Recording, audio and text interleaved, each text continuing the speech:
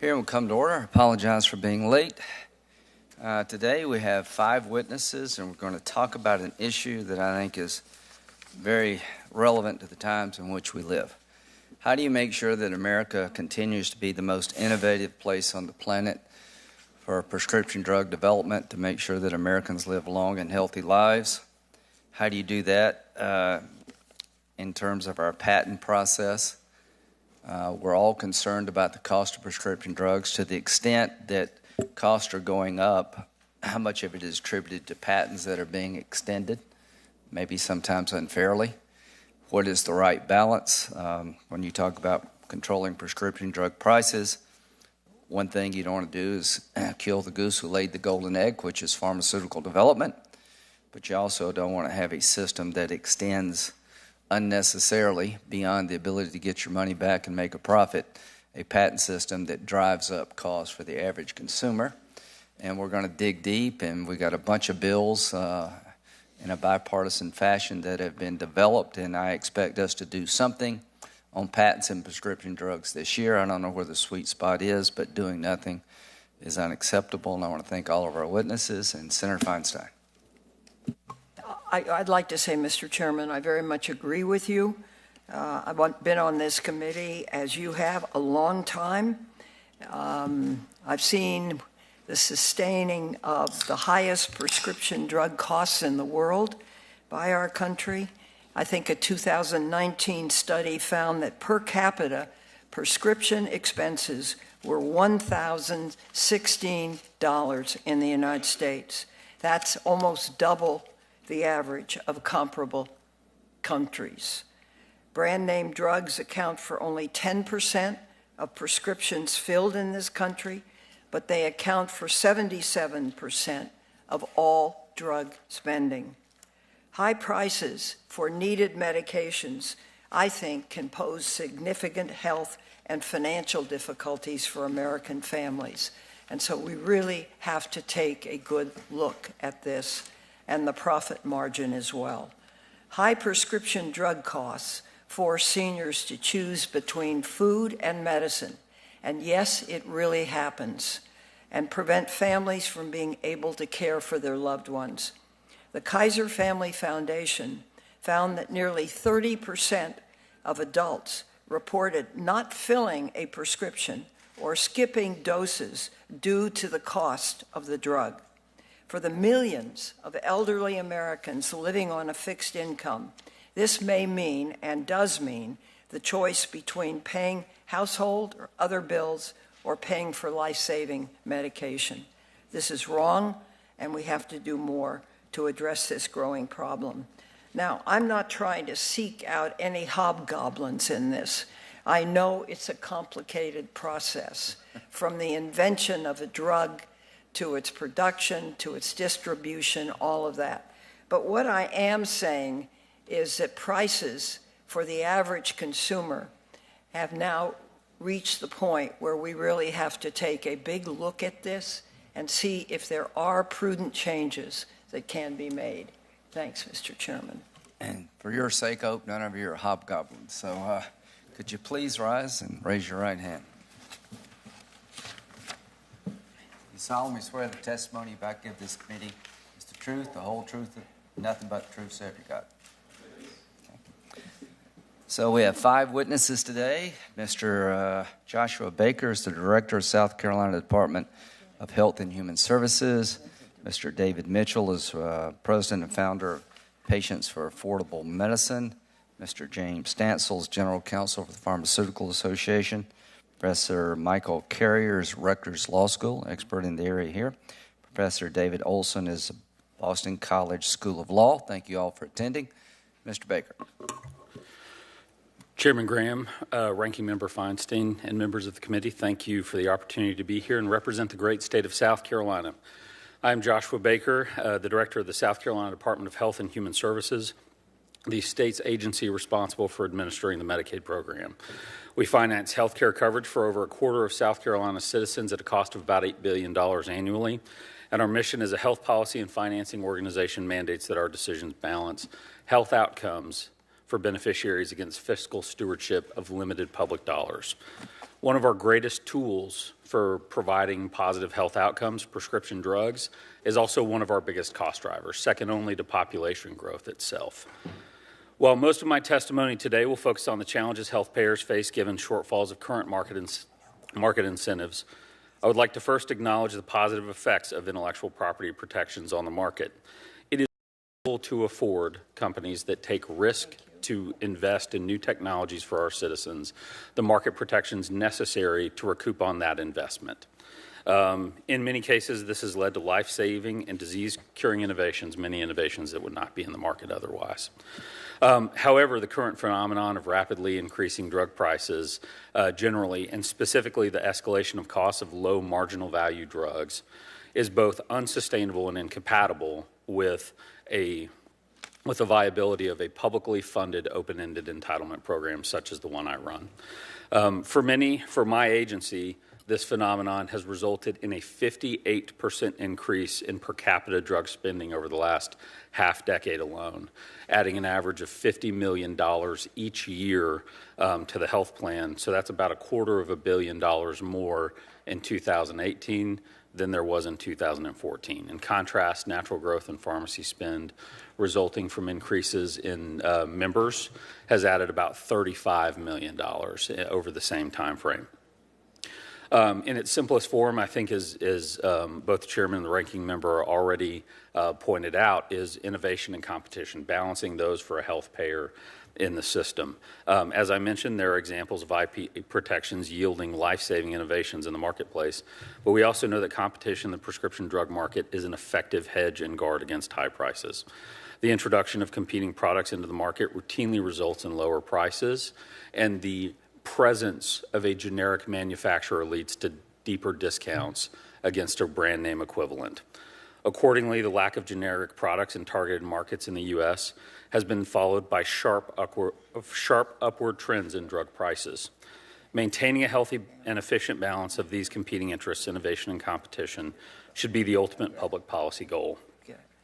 In achieving this balance, the role of patents, as administered by the United States Patent and Trademark Office, market exclusivity, as granted by the U.S. Food and Drug Administration, and payer mandates, such as those imposed by Section 1927 of the Social Security Act, must be examined in concert and cannot be dealt with as separate items.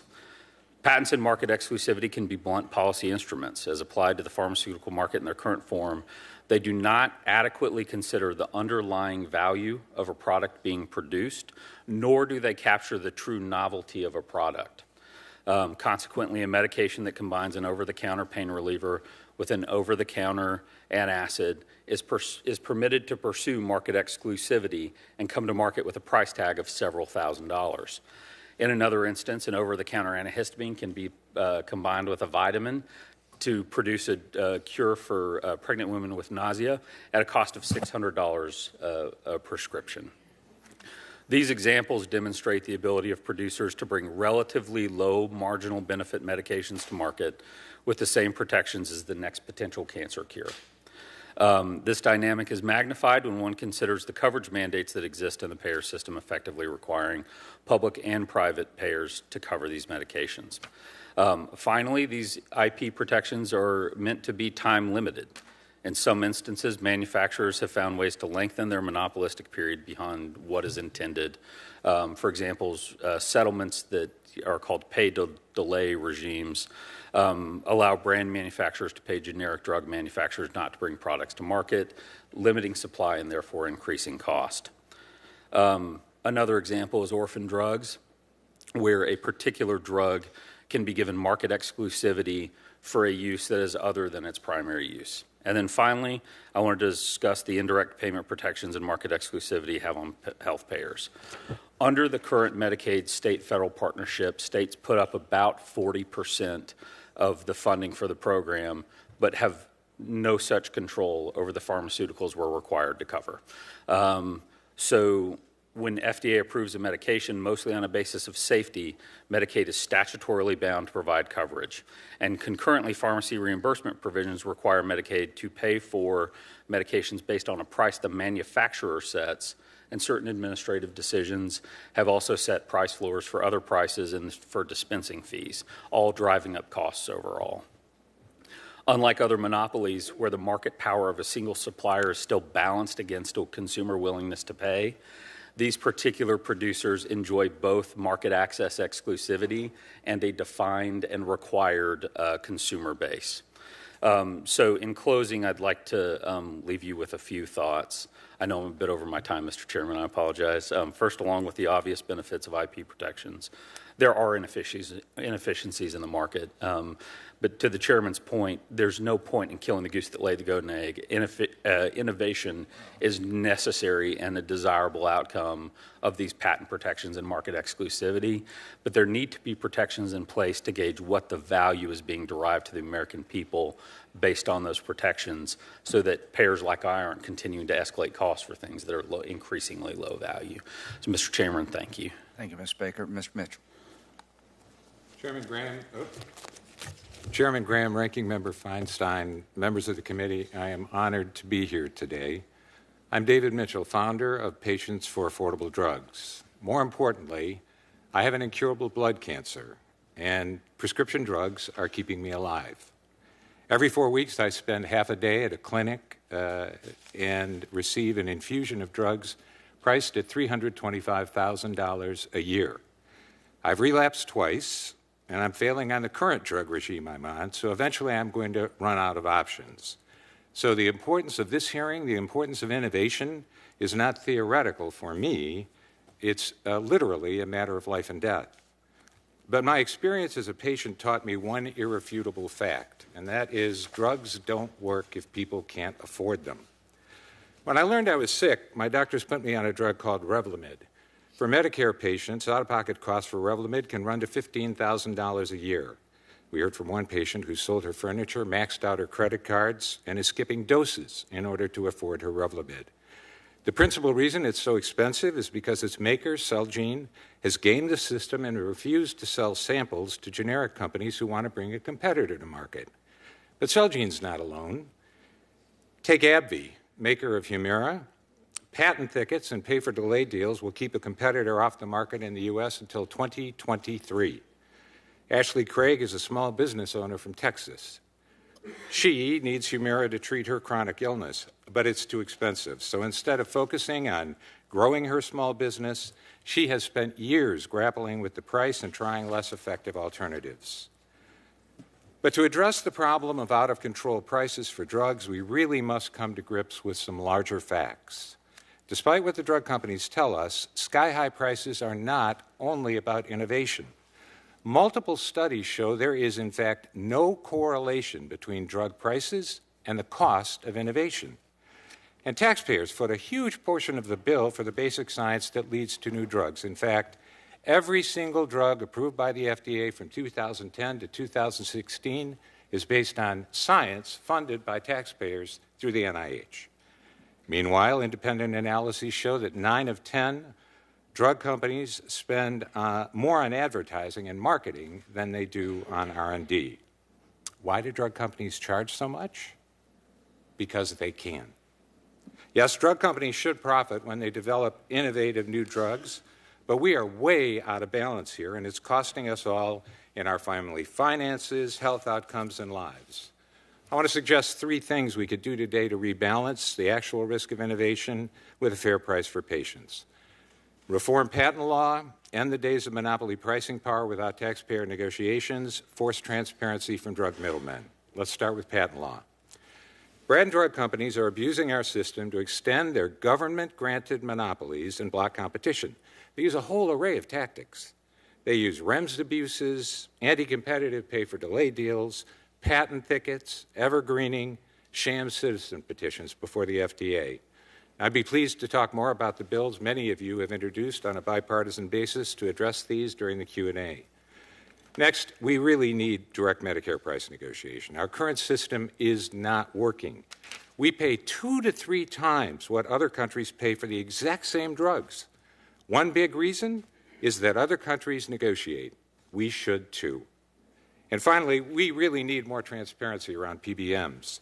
These huge companies cut deals to determine how much patients pay, but it's all secret. Competition, free markets can't work without transparency. Right now, there's a fundamental question that drug companies want us to ask about drug prices. What are we willing to pay to save a life? And well, that's easy. When it's your child's ability to breathe, when it's your wife's diabetes, when it's your husband's cancer, the answer is anything. We'll empty our bank accounts, we'll mortgage our homes. But that's the wrong question. The question we should be asking is, what is the right amount of money that drug companies should make on these drugs? With hundreds of clinical trials underway right now for new gene therapies that are currently priced at $500,000 or more, we cannot pay just any price the drug companies demand.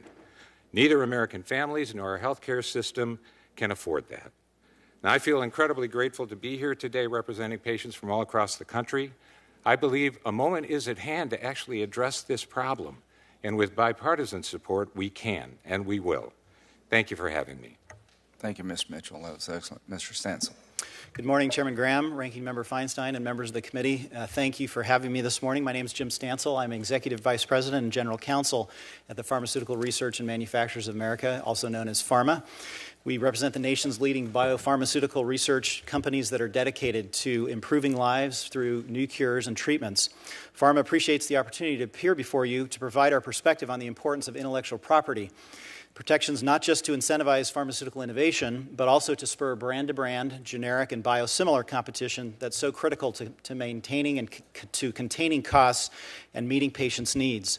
Discussions about the cost and affordability of medicines and healthcare more generally are important, and it's important to put them into context. For example, although net drug prices grew 1.5% last year, lower than the rate of overall inflation, patient out-of-pocket expenses are rising faster than the cost paid by their insurers. We agree that the system needs to change as too many patients struggle to afford their medicines. Intellectual property, including both statutory exclusivity and patent protection, is the lifeblood of innovation, given the unique attributes of the pharmaceutical R&D process, which is lengthy, costly, and uncertain. It takes 10 to 15 years and an average of $2.6 billion to bring a product to the market. Our industry invested an estimated $90 billion in research and development in 2016 alone, which is the highest of any industry in the United States and 6 times the average of manufacturer industries. However, these investments are no guarantee of success. 90% of medicines that begin clinical trials don't make it to the market. The assurance of IP protections on the back end of the R&D process encourages investment in new cures on the front end. IP protections encourage competition. That competition happens not only when generics and biosimilars come to market, but also when additional branded drugs come to market that treat the same diseases. Innovation is often incremental, and new products can change after coming to the market. Post-approval research can lead to drugs that are safer, better tolerated, easier to use, and treat additional disease states. These innovations may result in improved health outcomes and a reduction in unnecessary hospitalizations. Patents are obtained in the biopharmaceutical space under the same statutory standards applicable to all patents. The United States Patent and Trademark Office examines applications, determines if their scope is correct, and then decides whether to issue the patents. The patents can be challenged and invalidated if competitors believe they don't meet the statutory standards. Healthcare providers, patients, and payers can then decide whether the clinical benefits of a product that comes to market are worth it. A common misconception is that new patents or exclusivities that are obtained extend the life of existing patents and exclusivities. This is not true. Once the period of protection on the original product has ended, generic copies or biosimilar versions of that product may be approved. The Hatch-Waxman Act put in place a structure within which older drugs that have lost their patent protection can be copied and approved by the FDA without having to go through the same clinical trials that the innovator did. Patent litigation is contemplated in this generic pathway. This structure balances innovation of new medicines with access to low-cost generics in a way that has led to an unprecedented number of innovator drugs and has increased the use of generics dramatically in the United States, such that before the Act, only 19% of drugs that were filled in the United States were filled with low-cost generics. Today, 90% of those are filled with generics. More recently, Congress created an abbreviated FDA approval pathway for biosimilars as well. In addition to the ability to challenge patent validity through the courts and administrative process, there is a body of antitrust laws that exists that's well equipped to address allegations of anti-competitive conduct on a case-by-case basis. We have identified several areas where competition can be enhanced without reducing incentives for innovation. First, we support the overall intent of the CREATES Act. Reference product sponsors should not withhold samples with the intent of delaying generic or biosimilar entry. Second, we are committed to working with the committee to address concerns with patent settlements that involve cash payments or delayed market access. Third, we support policies that would increase competition for older medicines, which have been the subject of dramatic price increases in a few high-profile situations by the likes of Martin Shkreli. Finally, we're committed to working with the committee to discuss and, if necessary, address any other issues where there are market distortions or where the current law is inadequate to address problematic behavior. Pharma supports policies that enhance the competitive marketplace and address market distortions, but we caution that harming the underlying IP protections will be harmful to patients and counterproductive to the healthcare system. Thank you. I look forward to your questions. Mr. Carrier, Professor Carrier. Thank you. Chairman Graham, Ranking Member Feinstein, members of the committee, drug prices are too high. As Ranking Member Feinstein correctly pointed out, there are patients that do not fill their medications because it is too expensive. Brand companies engage in a whole variety of anti-competitive behaviors. They deny samples. The generics need to enter the market. They pay generics to stay out of the market. They switch from one version of a drug to another just to keep the generic off the market. They file frivolous citizen petitions to delay generic entry, and they put together entire patent thickets to keep competitors off the market. I agree with Chairman Graham that we cannot touch that golden egg that the goose is laying. The problem here is that it's not just a golden egg, it is a carton of silver eggs. It's a carton of bronze eggs and an entire refrigerated section of cubic zirconia eggs. This is not what we're talking about. We're not talking about innovation, we're talking about all these sorts of games. My name is Michael Carrier. I'm a distinguished professor at Rutgers Law School, and I focus on the intersection of the intellectual property and the antitrust laws. I've written 115 articles on these topics, including 60 on pharmaceutical antitrust law. I'm the co-author of the leading treatise in the area, and I frequently appear in the media and courts. The first type of conduct that brand companies have engaged in is that they have denied samples that generics need to reach the market. Under the Hatch-Waxman Act, the generic needs a sample. It needs to show it's the same as the brand so it doesn't have to replicate all those costly clinical trials. The problem is that the brand company refuses to share the sample with the generic. Sometimes the generic has to get it from the brand. We have these safety programs known as REMS, Risk Evaluation Mitigation Strategy. But the brand company says, I'm not going to give it to you. Even if the FDA says that the drug is safe, the brand company still does not share it. The former commissioner of the FDA, Scott Gottlieb, said, cut out the shenanigans. These are games that you're playing to keep generics off the market. It also applies outside the safety setting. You have Martin Shkreli increasing the price so much because it has been limited. The distribution has been limited, and that's how the price goes up. The CREATES Act is a simple solution. I'm a firm believer in the CREATES Act. The second type of conduct is a settlement. A brand company pays a generic to stay off the market. For years, courts said this was fine. 2013, the Supreme Court in Activist said this can violate the antitrust laws. And so we've seen the number of pay-for-delay settlements go down quite a bit.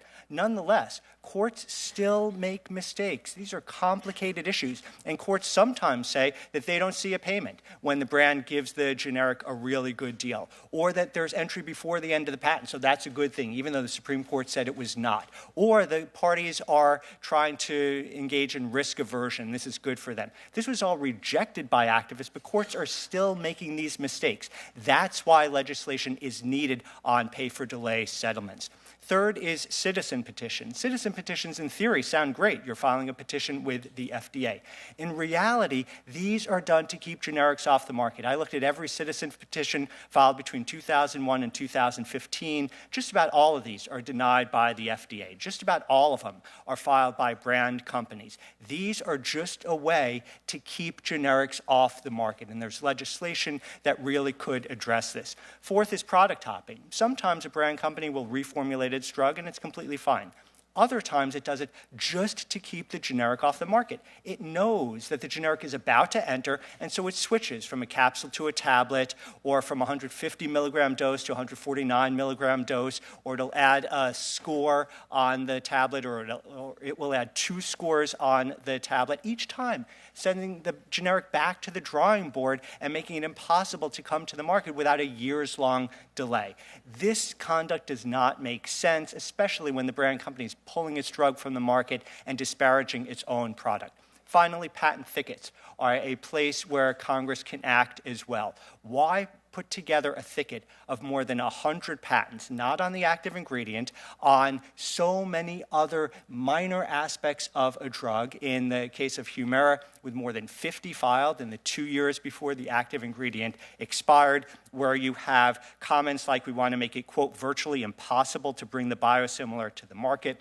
There needs to be something done about patent thickets. At the end of the day, consumers are suffering.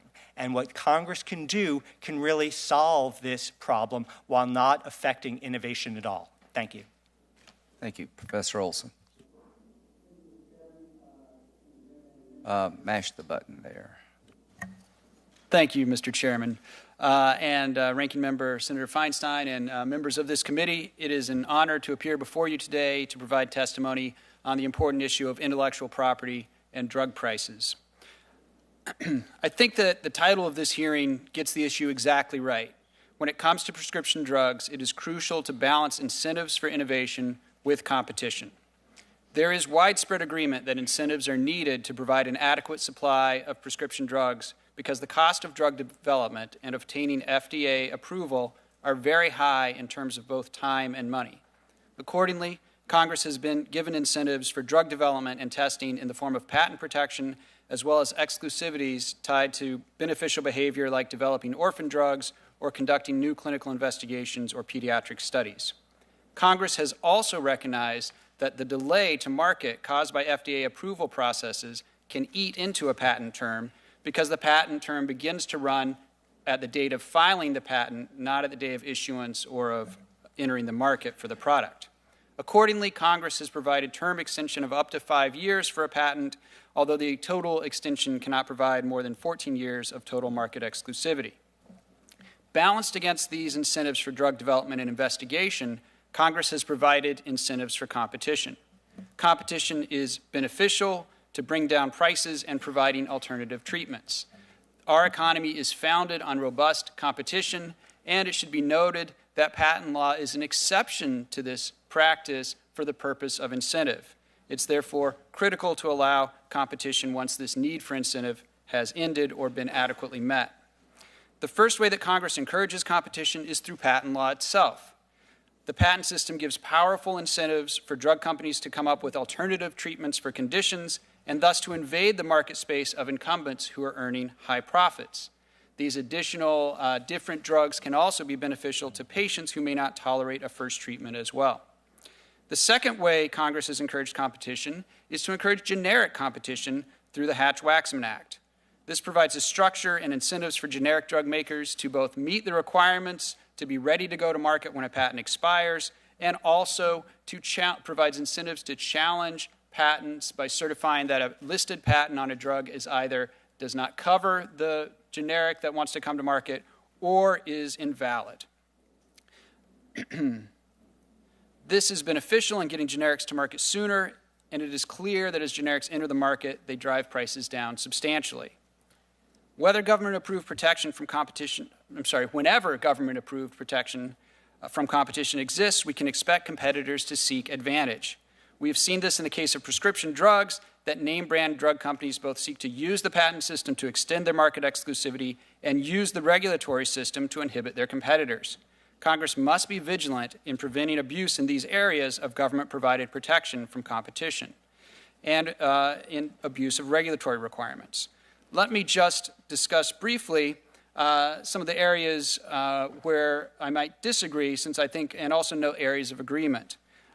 From what I can tell from the hearing today, it seems that there is broad agreement that the CREATES Act is a necessary piece of legislation to prevent the abuse of the regulatory system to exclude generics. I strongly support the CREATES Act, as I did in 2017 when I testified before the House. Secondly, on pay for delay, my general thought is that both the patent system works and our antitrust law works pretty well. We should be cautious about changing it because the court and the FTC have been very good, partly through efforts by amicus briefers like Professor Carrier, at getting to right answers when it comes to antitrust law. Having said that, I do support a pay-for-delay legislation because I think it can be narrowly crafted enough, and I think the pro-competitive benefits from these delay settlements where the generic is paid are so low that a narrowly piece of legislation could do the job. Citizen petitions, bill against sham citizen petitions is also necessary, and I also agree that the product hopping legislation can be very beneficial because we don't want the system, again, gamed through regulation to prevent competition. I will say when it comes to patent thickets that although I've given it some thought and study recently, I think that it is very hard to define a patent thicket and to distinguish between that behavior that is beneficial and meant to be promoted by patent laws and that behavior that is abusive. And so I don't see a clear path to good patent thicket legislation at this time. Thank you, Mr. Chairman. Thank you all. That was very, very helpful. Mr. Baker, maybe I misunderstood what you said. You said that for South Carolina, prescription drug cost in the Medicaid program is increased by $250 million since 2014. Is that correct? That's correct, Mr. Chairman. I would clarify, though, that is not net of rebates. That is gross expenditure. So there are rebates that do decrease the net amount of that to the state. During the same period of time, what increased? $35 million? Is that the private? $35 million due to population growth and $250 million due to utilization and price inflation. Oh, okay. So it's way out of touch. Do you have an association of people who do what you do? Is there a national? I do, Mr. Chairman. Can you get everybody in the association to write to us and say, these are the 3 or 4 things that we agree on? We're in the front lines of this Medicaid problem and how prices are being manipulated and the cost is going up. Could you do that for us? Absolutely, Mr. Chairman. I'll take that. You think there's consensus there? I do think there's consensus there, and a number of my colleagues, particularly one in Massachusetts, has brought some ideas to CMS that may be a stretch of the Social Security Act, but we have suggestions we can certainly bring to the committee, Mr. Chairman. Thank you. Mr. Mitchell. Yes, sir. Thank you, and we wish you well here. Of all the things you've heard from the panel, what jumps out to you as the most effective and maybe the most bipartisan approach of all the legislative solutions? What would you recommend we do? Of those Congress is looking at in this session, I would say the package of patent reforms. The package of patent reforms are important because they fix systemic problems that keep allow prices to continue to go up and keep them high. And especially because the whole Hatch-Waxman framework is based on the idea of a big reward for innovation, timely entry of generic competition to lower prices with a free market, and we're not getting that. Mr. Stansel, of all the things you've heard suggested, are you for the CREATES Act? We are. We believe that manufacturers should not withhold samples. Okay, well, that's a good place to start. It's at the desk. It's been cleared by the committee. I think we should all agree. Let's vote. Yes. Yeah, so let's vote. So what else do you agree to? Well, we certainly believe that there's a patient affordability challenge. We do think that there are things happening in the market that are hurting competition, things that could be done that would actually enhance competition. Well, there's this idea of stop paying generics to delay entry. Are you okay with that? Sure. So the patent settlement area, I mean, I think it's first important to understand that patent litigation is actually contemplated under the Hatch-Waxman Act, so there's nothing nefarious about the fact that there's actually patent litigation going on. It's actually the way the system works. It's natural also that two litigants would want to settle. They want to be able to lower the risk on both sides of that. So a lot of times patent settlements actually result in the products coming to market before the patents actually expire. So we want to make sure that we don't do something that's going to be anti-competitive in the hopes that it will be pro-competitive. So, certainly as long as it's encouraging competition, we'd be happy to work with the committee on those types of issues. Professor Carrier, of all the things been said, what would your top couple of recommendations be in terms of legislative changes?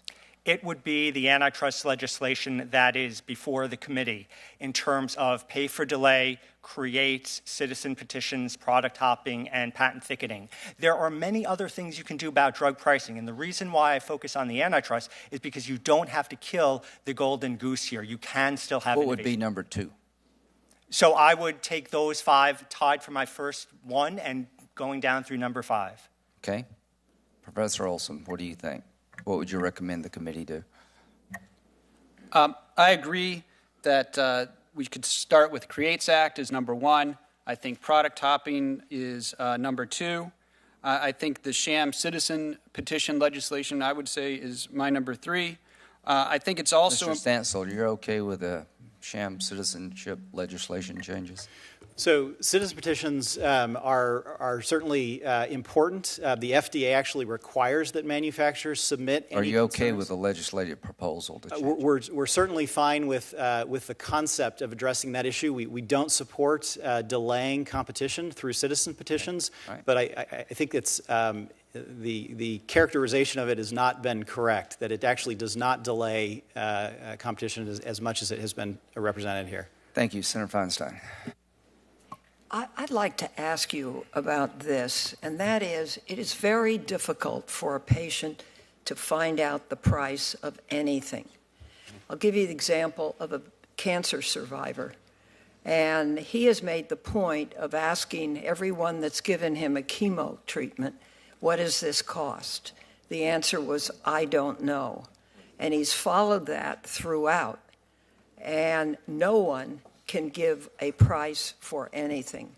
It seems to me that the patient ought to be able to get an answer to what cost is. Would anyone like to respond? Yes, I'll respond. We agree with you, Ranking Member. We completely agree that patients should know what they're going to pay. That's not necessarily the price. The list price is one thing. What they're actually ending up paying at the pharmacy counter is a different thing. Right now, for example, under the Medicare program, in the Part D program, any patient, any of us, could go to the website today and look to see, you can enter in your exact drug, and it'll tell you exactly what you're going to pay under a bunch of different options that you have in that Part D marketplace. That's a place where it's working very well. Pharma, as an association, recently amended its voluntary principles on direct-to-consumer advertising. And we added a principle that says, essentially, that manufacturers should send people to a website where they can get more information about the cost and affordability of their medications. We think that this is very important, and it's an important way to provide that information to individuals, because that's key in their decision-making process.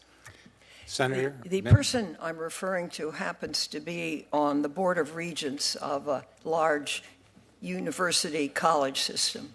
And everywhere he's gone, he's asked, what is the price of this treatment?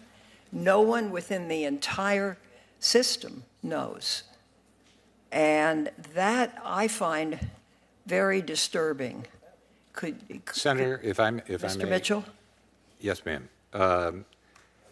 It is possible today, using technology that exists, to have a system where my doctor could punch in my insurance number and tell me what my cost of the drug would be, and the average sales price if it was a Part B drug, for example, or the WAC price if it was a Part D drug. But the main thing is to tell me, if we give you this drug, David, you're going to pay this much out of pocket based on your insurance. We can't do that now, but we could do it if we chose to, and then patients and doctors would know the impact of their prescribing decisions. Does anyone want to comment on that? Because I think that's a very practical, good idea, so people know what treatment is costing. I agree, but I actually think that it is actually happening today. I mentioned the Medicare Part D example. That'll tell a patient exactly what they're going to pay in their deductible phase. It'll tell how much in copays, what their premiums will be. But that's Medicare. That's Medicare. But there's also actually private apps that are out there that are available for the cell phone that you can type in an ad, and you can find out which retail pharmacy in your area has the best price on those medications. So I think the technology is coming, and I think we encourage that, absolutely. You're saying that it is possible for someone to ask someone giving them a chemo treatment, just out of curiosity, what does this cost? Absolutely. That person should be able to go to their insurance company and ask that question and get a straight answer. Does anybody else have a comment on that? It's not that way today. And if I pulled out one of my explanation of benefits from Medicare Part B, you would be completely befuddled by what the heck it is saying to me. There's a price here that my doctor charged. There's a price here that Medicare approved. There's a price here that Medicare paid. There's a price that I'll be charged for my 20% coinsurance. It is not simple, and the answer is not given easily. We really need to make it be available to patients and physicians at point of prescribing so that we can all understand the choices we're making when we make them. And we could do that. That's exactly correct, I think. I think you're entitled to know what something costs. And in medicine today, it's become so baffling that people don't know. And I think that's a problem, and I think it's raising costs dramatically under the guise of anonymity. Anyone like to comment? Senator, I agree that transparency is very important to this problem. I also think, although it's beyond the scope perhaps of this hearing, that looking at the way that you have multiple different payers in the system and that prescription benefits managers interact with the system is a place for reform. And one suggestion that I think is a good one is trying to pass the rebates to the patients, to the consumers, rather than to others in the system as maybe a way to get at some of the problems. Say that again. Well, you mentioned the word rebate. I didn't understand that. Yes, instead of a doctor or group of doctors or hospital getting a list price on a drug that's going to be very high, and then at the end of the year, at some point, getting a rebate from the drug companies that's been negotiated, which can, and the way prescription benefit managers are paid, this all gives incentives which can lead to a higher priced drug being used instead of a lower priced drug. One suggestion I think has some merit would be to move that, any rebate, over to the patient so that kind of payment is no longer incentive for the other people making choices. What would that take? Well, that'd take legislative action. Senator, I think you would have to dig into the details, but in a nutshell, it would say you have to agree to prices and not have a rebate system, or that any rebates would go to the patient. Thank you. Thank you, Mr. Chairman. Professor Carrier, the panelists have all acknowledged the pay-for-delay settlement is anti-competitive. The Federal Trade Commission has gone after drug companies that enter into these agreements. Senator Klobuchar and I are the lead sponsors of S64, which would address these settlements that keep the cost of drugs high for consumers. Concerns have been expressed with the presumption and the clear and convincing standard contained in the bill. I assume you believe that these concerns are justified. How would S64, as currently drafted, help put a stop to these payoff agreements? And do you think that it'll be helpful to the Federal Trade Commission?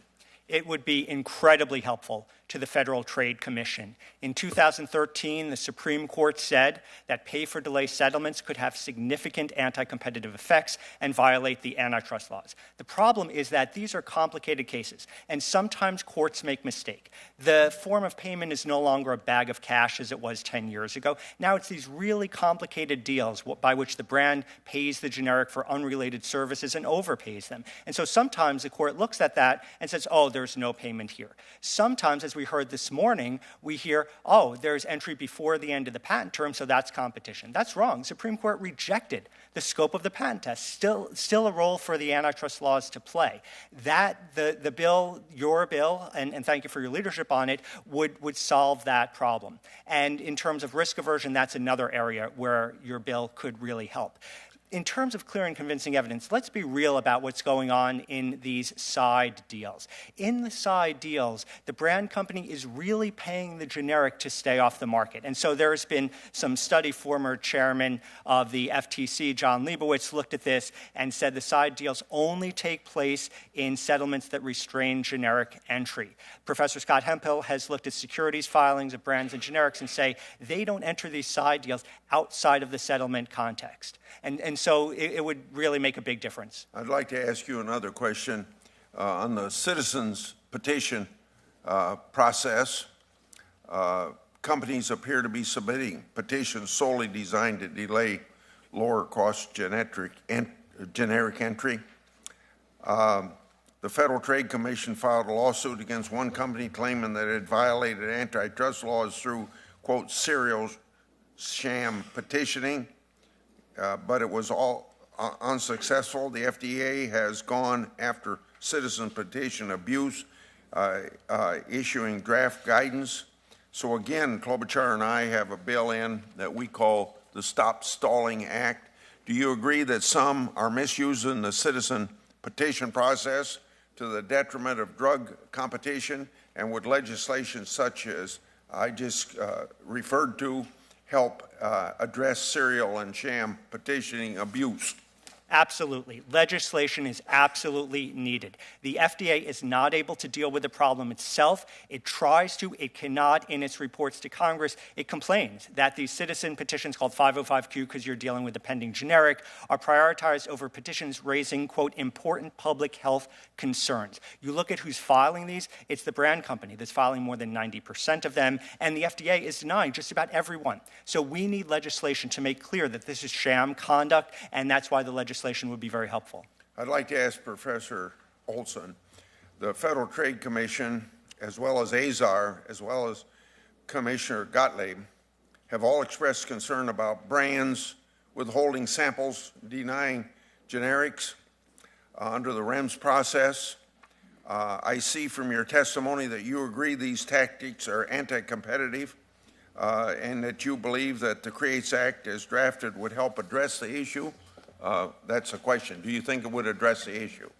Yes, Senator, I do. I think it's an excellent piece of legislation for addressing this particular type of abuse of regulation, and I fully support it. Yeah. The question about product hopping, instead of asking all the witnesses, because I'll use up more of my time, the question in regard to people gaming the patent system to extend drugs. Do you believe that product hopping strategies are anti-competitive? And if so, do you believe a legislative solution is necessary to address the abuse? I'll start with Mr. Baker, Mr. Mitchell, and then Mr. Stansel, and I won't call on all of you on that one. Mr. Grassley, I would say yes, particularly as it results to requirements for Medicaid agencies such as mine to cover those drugs. Okay. Yes, Senator. Okay. So I think it's important to understand that patents that are new do not extend the patent protection of an old product. So when we're talking about product hopping, sometimes there's a misconception that a company can file for a new patent or get a new exclusivity from the FDA, and that will actually extend the life of an existing one. That's actually not the case. So a new product can come on the market. If there's truly anti-competitive behavior, then absolutely conduct that's anti-competitive behavior should be gone against. There's existing authorities. It's actually been used successfully in court. Courts have done that. But we would not oppose legislation if it's reasonable that would clarify what that would specifically look like in a product hopping context. Senator Blumenthal. Thank you, Senator. Welcome to everyone on this supremely important topic. The very full attendance by this committee, I think, attests to the importance that the American people give to this topic. I've been involved for quite a long time as Attorney General of my state. More than 10 years ago, I began lawsuits because of pay for delay and other tactics that at the time seemed abstruse and obscure.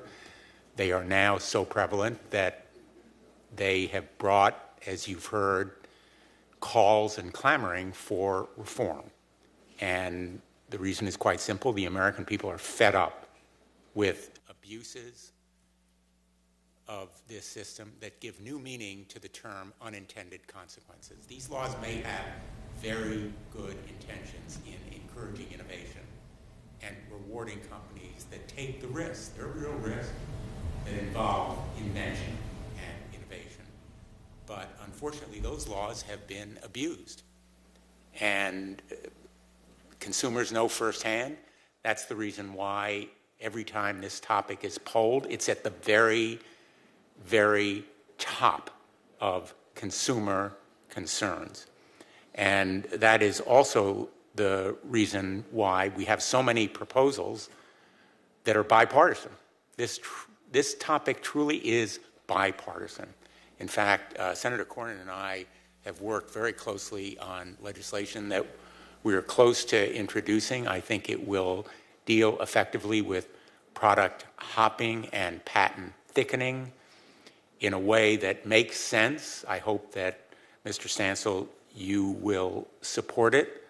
I know that you haven't seen the details, but I'm heartened to hear that your organization and other pharmaceutical companies would support responsible efforts to deal with product hopping and patent thickening. Is that correct?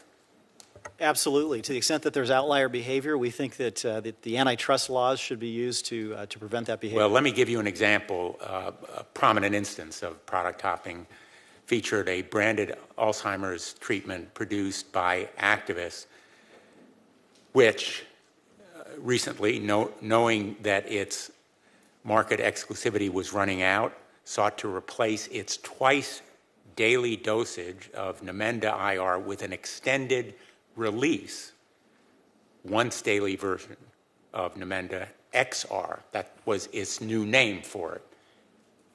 Although the FDA approved this new drug, supposedly new drug, in 2010, activists strategically waited 3 years to introduce Namenda XR with the goal of extending its exclusivity in the United States market. And once it introduced it, activists then pushed all of its consumers onto the new drug while pulling the old drug from the market. And as a result, it was able to continue charging monopoly prices. We're talking here about monopolistic practices that would make the barons of the Golden Age blush, literally, because they are so calculated and cleverly designed to achieve monopolistic dominance. I assume that's the kind of abuse that you would agree should be banned. Yeah, I think that's actually a perfect example of how the antitrust laws currently work to prevent that kind of behavior, because the court in that case actually did say, no, that's inappropriate behavior. The important thing to keep in mind... But it's on appeal, isn't it? I'm sorry? It has been appealed. I actually don't know the current status of it now. Let me move to, because my time is limited, and I apologize for interrupting. As you know, patent thickening involves the filing of sometimes hundreds of claims in order to prolong the company's exclusive right to market a particular drug. And in one study in 2017, across the top 12 drugs in America, drug companies filed an average of 125 patent applications. Drug companies file these applications in order to prolong the life of their exclusive right to sell the drug, averaging 38 years of market exclusivity as a result, or nearly double the amount of traditional patent protection. These companies are not outliers. This kind of abuse has become a common practice. It is the ordinary way of doing business in the drug industry to abuse these laws. So I hope you will take back to your members this message that we are going to fight these kinds of practices. They all have colorful names: pay for delay, evergreening, killer acquisition, product hopping, patent thickening. But I think that the torrent of proposals reflects a real impatience and frustration on the part of the American people. Thank you. Thank you all for being here. Mr. Mitchell, I believe you mentioned that you take Revlimid. I took Revlimid for 5.5 years, Senator. And what was the price for the drug on an annual basis? Price when I started taking it was around $8,000. When I stopped taking it 5.5 years later, it was $11,000. Today it sells for about, that was in 2015, I think. Today it sells for about $18,000 for a 21-day supply of this drug, a drug that was approved by the FDA in 2005. Let me put a little meat on the bone here. As I understand it, it's a drug for multiple myeloma, mantle cell lymphoma, and MDS. The patents on the main active ingredient were filed in 1996. Other patents for new forms of the active ingredient, new dosage regimes, and new methods aren't set to expire until 2023 or 2027. And still more patent applications that are pending, if granted, won't expire until the mid-2030s. Is there anyone on the panel who'd like to defend the status quo? Can I just, I don't know anything about any particular drugs, but I think it is important when we're talking about innovation that we realize that it is incremental, that products come to the market, but then they continue to be innovated. For example, in cancer, it's a good example where additional indications which treat different diseases are brought to the forefront, but that doesn't extend the life, the patent life, or the regulatory exclusivities on the prior patents. It's also important to understand again that if there is a concern about the strength of the underlying patents, if the validity of the patents is under concern, then there's pathways. In fact, both court and administrative processes available to challenge those patents. Mr. Stansel, the Humira, for example, that we brought up on numerous hearings, both in the Finance Committee and here, Humira has 136 patents, which are keeping biosimilars from the market until 2023. About 70, and in another example, 70 secondary patent applications Sanofi has filed on its insulin product, Lantus, even though the primary patent expired in 2015. And then Allergen, which has already been brought up, a drug for those suffering from Alzheimer's disease, was pulled. The manufacturer pulled the older version off the market just as a competitor was coming, thus denying a generic entry into the market. Is there anything that we can or should do when so many different patents are filed on products that are not exactly innovative anymore, that have been on the market for years and years? Doesn't this strike you as anti-competitive?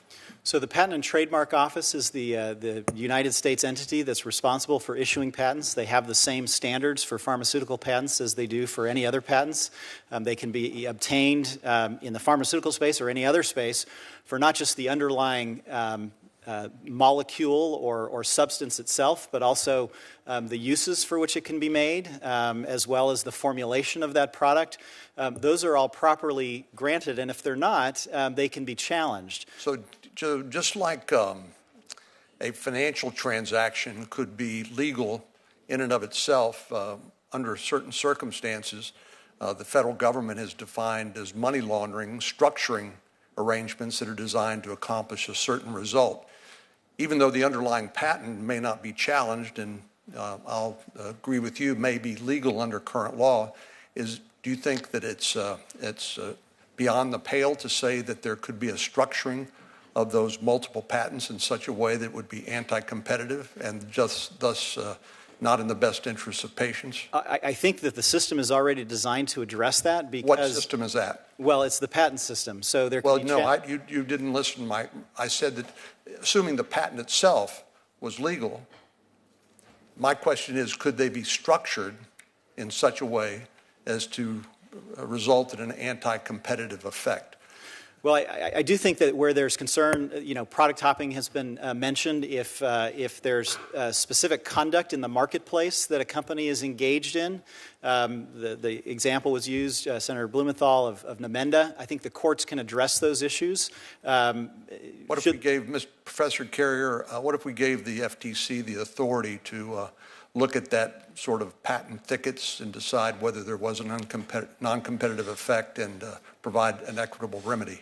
I think that would make perfect sense, and that would deal with the problem here. There is no way a biosimilar can deal with 100 patents. A lot of these patents are invalid, by the way, and in inter partes review, in some of the cases, the Humira patents were struck down. They're completely obvious. But there's no way a biosimilar can deal with 100 of these things. This is an abuse of the system, and giving the FTC power to deal with it would be a great development.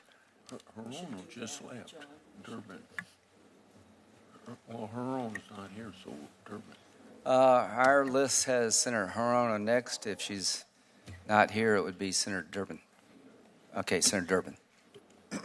Thank you much, Mr. Chairman. Innovation. It appears there's more innovation among lawyers dealing with patents than medical researchers. I cannot believe that what we started off with in the Constitution with a patent right for obvious reasons has now been so convoluted and distorted that we've reached the point we've reached today. Yeah, you bet. And I listened to some of the suggestions here. I think we are dangerously close to building a bipartisan consensus about change. It rarely happens around here. But it may just happen in this circumstance. Mr. Stansel, you have the unenviable task here of dissenting from most of the views that have been expressed. But let's address for a moment direct-to-consumer advertising. How many countries in the world allow pharmaceutical companies to put ads on television and in the media? I believe there are 2. Do you know the other one? New Zealand, I think. New Zealand and the United States of America. And do you have any idea how much is spent by pharma on television advertising? I don't have that figure, no. $6 billion a year. The average American sees 9 ads each and every day. Do you have any idea what the most heavily advertised drug is on television? I don't know. It's Humira. And we've talked about it today and their efforts to maintain their patent or exclusivity rights. Originally designed to address forms of arthritis like psoriatic arthritis, they've now ventured into some expanded uses of Humira. One of the uses involves an ad you've probably seen of a lovely young lady sitting by a swimming pool in her swimsuit with milky white skin, saying that because of Humira, she no longer has to deal with the red patch on her elbow from psoriasis. It turns out it works on psoriasis. Do you have any idea what Humira cost a month? I don't, no. Well, let me show you. It's $5,500 a month for that little red patch on your elbow. And I guess the thing that troubles me is one of the things you just mentioned here. I listen to these ads, you can't escape them, and in 60 seconds, it's just a barrage of information about contraindications and things to be concerned about with Humira and other drugs. I love the one that says it may kill you. The other one that says don't take Humira if you're allergic to Humira. That's an interesting challenge to the consumer. But in all the information that is put out by this drug company based in my state about Humira, the one thing lacking is what you just saw, the price of the product. And I have to tell you, I don't think your answer was very good when we suggested that the consumer should know. You directed the consumer to a website in 60 seconds, you couldn't flash, that company couldn't flash on the screen the cost of the drug? Is that what you're saying?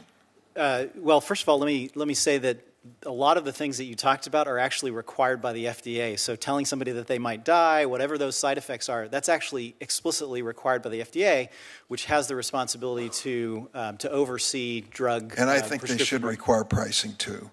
Why is that important? Well, Blue Cross Blue Shield in Illinois tells us that the largest single driver in an increase of health insurance premiums is the cost of prescription drugs. They spend more each year on the cost of prescription drugs than inpatient hospital care. Think about that for a second. all the surgeries and all the hospitalizations, more on these prescription drugs. And I look at some of these, like insulin, for example. 98 years ago, insulin was discovered by some researchers up in Toronto.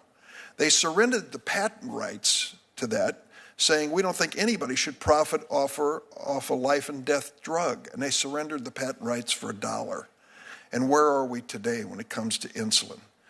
Do you have any idea what's happened to the cost of insulin, Mr. Stans? You know, insulin is actually an interesting example of how incremental innovation works, because the product that originally came on the market 98 years ago was essentially ground-up animal intestines.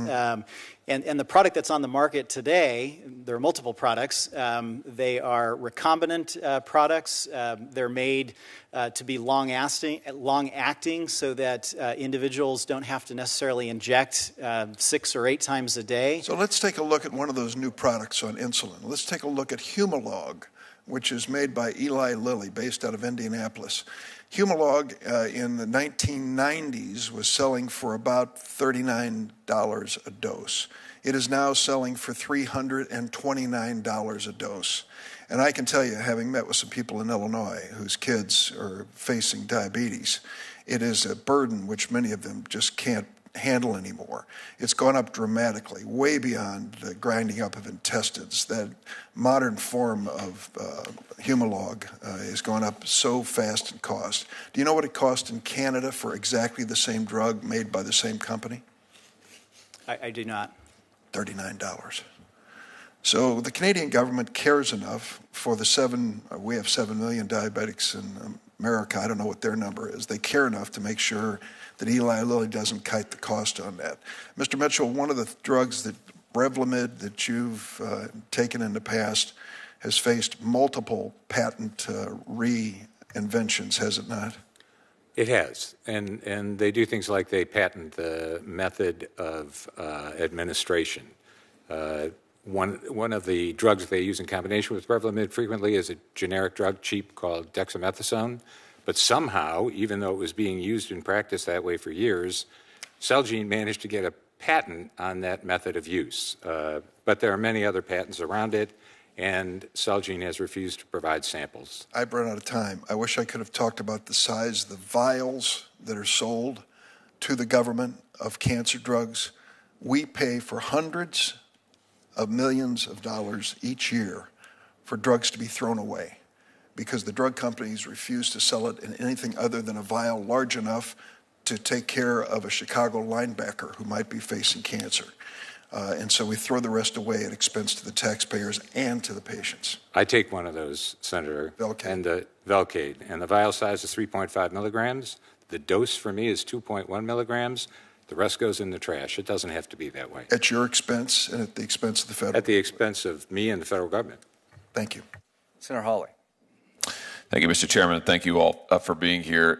I'm struck by what we're hearing today. We've heard a lot of concern about policy changes, what those changes might do to innovation, and I just want to drill down on that, because I wonder if we're asking the wrong question. It seems to me that it's good to have a policy that promotes innovation, and that's certainly what much of our patent policy has been aimed at in the United States. But the real question is, who's going to pay for that innovation? And that, to me, seems to be the key question. And the problem now is the people who are paying for that innovation are those who are the sickest. It's those who go virtually bankrupt because they can't choose when they get sick, and they get stuck with footing the bill for the innovation for not just the rest of us, but for the rest of the world. And so let me just ask the panel this question. Would anybody on this panel, if you were designing a system to promote innovation and you were doing so from scratch, would any of you design a system like we have now that places the cost of innovation on the sickest of folks who cannot afford or choose when they get sick? Any takers? Takers? No. Let me ask you about the cost that Americans bear for providing cheap drugs to other countries. And I just want to get on the record what some of the people in my state of Missouri, for instance, are paying. Take a commonly prescribed blood thinner. In my home state, in Versailles, Missouri, the cost of that medication is 500% more expensive, 500% more expensive than it is in Versailles, France. Or, for instance, a common nerve and muscle treatment in Sedalia, Missouri costs 200% more than the exact same drug in Sedalia, Canada. Let's just talk about that for a minute, why this is happening in the basic economic model. Mr. Stansel, let me ask you, when we as a country issue patents, we're effectively agreeing to pay a monopoly price, to pay for monopoly profits in exchange for greater amounts of innovation. Would you agree with that? Yes, although there would be potentially competition on the market already, or competition that comes after that's in the same therapeutic class. So it's not an ability like in any other industry to set your prices at whatever you want. It's a market-based decision. Well, tell me this: the majority of patent medications developed here in the United States. But would you agree that those benefits are shared across the globe, including and maybe especially in developed countries like Canada and Europe? That's right. There's a lot of freeloading, free riding that goes on across the world. The U.S. Department of Commerce in 2004 actually did a study that said that if countries essentially were paying what they should for pharmaceutical products, that there would be enough research and development money available to bring dozens of new products to market every year. I'm so glad to hear you say that, because in fact, a recent report from the Brookings Institute estimates that Americans pay 78% of the monopoly profits for these drugs, but other consumers in Europe and in Canada benefit from it by paying 200 and 300 and 400 and 500% less than American consumers are paying. Don't you agree that that's a problem? We should do something about that? I think we should, and I think we have existing trade agreements that we can use to prevent some of the practices that are going on in these other countries. Well, if the trade agreements are existing, why haven't they prevented this pattern that's been going on for years now? Because the authority actually needs to be used. For example, we've encouraged that the U.S. Trade Representative appoint a special ambassador, essentially, that would address drug pricing abroad and address situations where compulsory licensing and other things are being used. What happens a lot of times in other countries is that they actually have a much smaller generic market than we do. They don't have 90% uptake in the generic market. They're actually using branded products a lot more than we do. And that's in part because they take the IP and they give it to some of their generic manufacturers. It's a process that results in fewer products worldwide, and it actually should be addressed. Well, what about this? Senator Scott and I have a bill that would prevent pharma companies from charging American consumers more than they charge consumers for the exact same drugs in Europe and Canada. What about that? I think that adopting essentially the price controls that are being used in other countries is not the best way to address this issue. I think competition is the better way to address Well, this. so wait a minute. But those prices are negotiated. It's a range of countries. We have an index, so over a variety of countries. Why is it that American consumers, why should people in my home state of Missouri pay 500% more for a drug that subsidizes its cheap cost in Canada? Why should that be the case? Well, let me talk about that. In other countries, it's not always a negotiation. In fact, many countries, they're presented with a price. And the question is, do you want this price or do you want to not be on the market? And in fact, what's happened in many countries, we've looked specifically at oncology products. Oncology products are actually not available. 96% of all oncology products that are approved anywhere in the world are available in the United States. In Greece, it's 8%. In the UK, it's barely above 70%. So there's a real access issue that happens when price controls are put into place. It's not a negotiation in most circumstances. It's a take-it-or-leave-it proposition. Mr. Mitchell, you want to say something about this? Yeah, I could have picked Germany, where 96% of the cancer drugs are available. There's Right. tremendous overlap. He just picked, countries that are not, that compare poorly. The problem isn't that those other countries are paying so much less. I don't want a cystic fibrosis kid in Britain to pay more for her drugs so I can pay less for mine. We are paying too much, and it's because we don't negotiate. We don't use tools like you have in your bill with Senator Scott to ensure that Americans are getting a fair shake. And it's by negotiating with them. Right. Well said. Thank you very much. Thank you, Mr. Chairman. Senator Harlan is next, but I'll follow up on this. So you go to a country, and they say, this is all we're going to pay you for this drug. Is that what you're saying, Mr. Stansel? In a lot of circumstances, yes. So for you to make money, somebody else has got to make up the gap, right? I'm not sure I understand. Well, if so, country X says, I'm going to pay you $10, that's it. Yeah, it's a If take-it-or-leave-it everybody paid proposition. you $10, you'd lose money, right? Right. So why don't we just tell them to pay more? Well, I think that's exactly what we should do. I think we Well, should why don't use. you do it? Well, I think we should use our trade agreements to do that. Do you mean individual companies? Yeah, I mean, like, why? Yeah, exactly. Because they don't have the negotiating power, especially in a single-payer system. If you're going up, against a government and they say you take this price or you leave it, you don't have much choice. Senator, if I may just say in response to this, if you'll allow me, at the hearing that was held at the Senate Finance Committee, all of the companies were asked, do they make money? Do they make a profit in those other countries? And to a person, they said yes. Okay. So they're still making profits. Yeah. It's just they're making a whole lot more from us because we don't take steps to protect Americans in this country. I just don't like the idea that a country tells you to take it or leave it, and we're left holding the bag. Senator Graham, I'm sorry. Senator, may I make one comment on that, Senator Graham? Yeah. Which is this. It's rational for the drug companies to take low prices in certain other countries because the marginal cost of producing the drug once it's researched and developed is relatively low. And so if they take this, they get a little more money, so a little more profit. If they leave it, they don't get that money. But of course, they're going to have to make the research and development somewhere. So I'd be very cautious about legislation that would tie U.S. prices to other countries, in part because we may end up getting a lot of leave-its in other countries, and in especially poor countries where a drug company just won't sell because the price isn't high enough. I don't think Germany's poor. No, sir. Okay, Senator Hirano. Thank you, Mr. Chairman.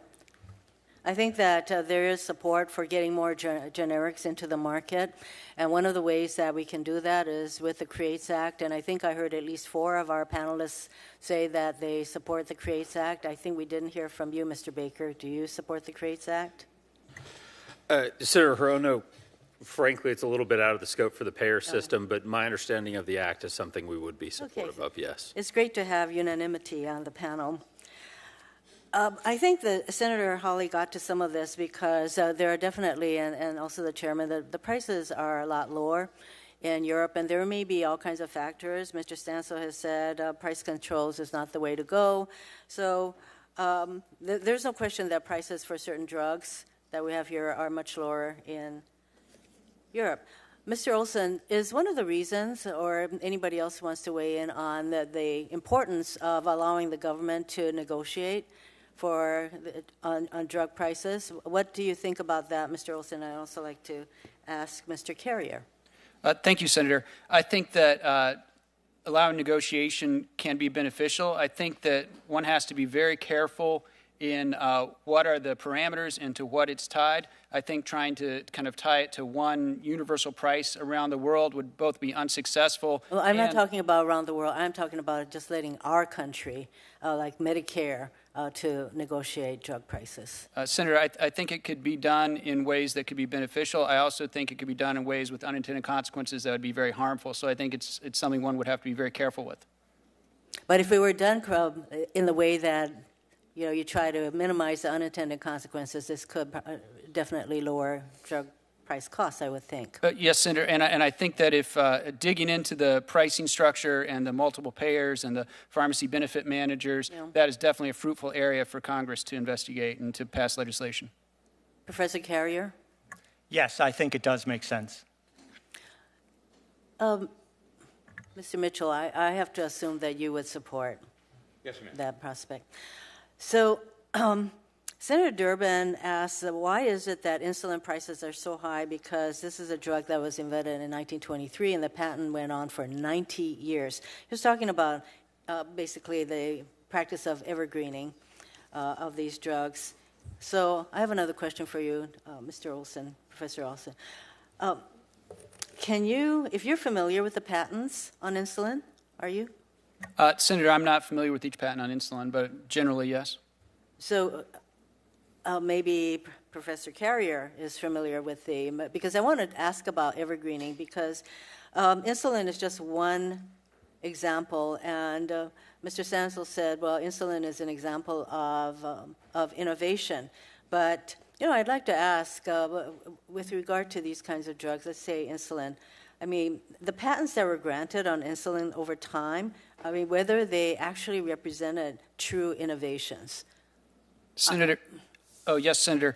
I think it's very important, and something that's very important to be clear on is that each new patent can only cover a new drug or a new use of an old drug. It cannot cover the same drug. And so what we see when we see these additional patents is something new is being created. Otherwise, they're obvious and the patent should be invalidated. And I think it's very important we keep options like IPR and post-grant review in place so that these invalid patents can be denied.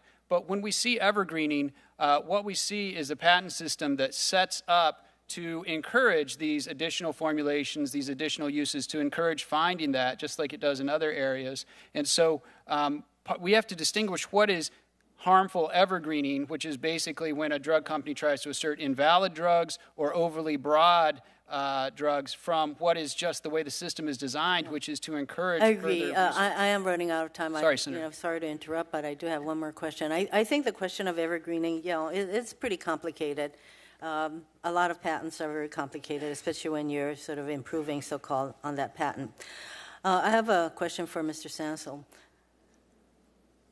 In your written testimony, you discussed the way medicines are transforming the trajectory of disease. And one of the examples you cited is in the area of HIV/AIDS, a diagnosis of which was equivalent to death back in the day. And it's interesting you highlighted HIV/AIDS because one of your members, Gilead, markets the drug Truvada, which treats HIV infections and perhaps more importantly prevents the spread of HIV. Unfortunately, the drug's $1,600 to $2,000 per month cost has prevented it from being more widely used. And despite Truvada's narrow adoption, Gilead made over $2 billion in Truvada sales in 2018. Now, the U.S. government actually has a patent on the use of Truvada, and the government has said, well, we allow Gilead to use this patent, and the government would like to get paid for this, but Gilead has refused and kept profits on Truvada for itself. Why is that? So I represent the trade association, not any individual company, so I don't have specific information about that particular drug. What I will say, though, is my understanding is that there's a litigation or potential litigation over that patent. That's the way it works actually in the commercial market, that if there's a concern about a patent being used by another company, then that can be resolved. And if it's resolved favorably to the government, then the government would have rights in it. So are these... Mr. Chairman, may I just follow up? So these kinds of cases will gets resolved only if the government files a lawsuit. You don't have a company that just says, "You're right, government, you have the patent, and we should be paying you."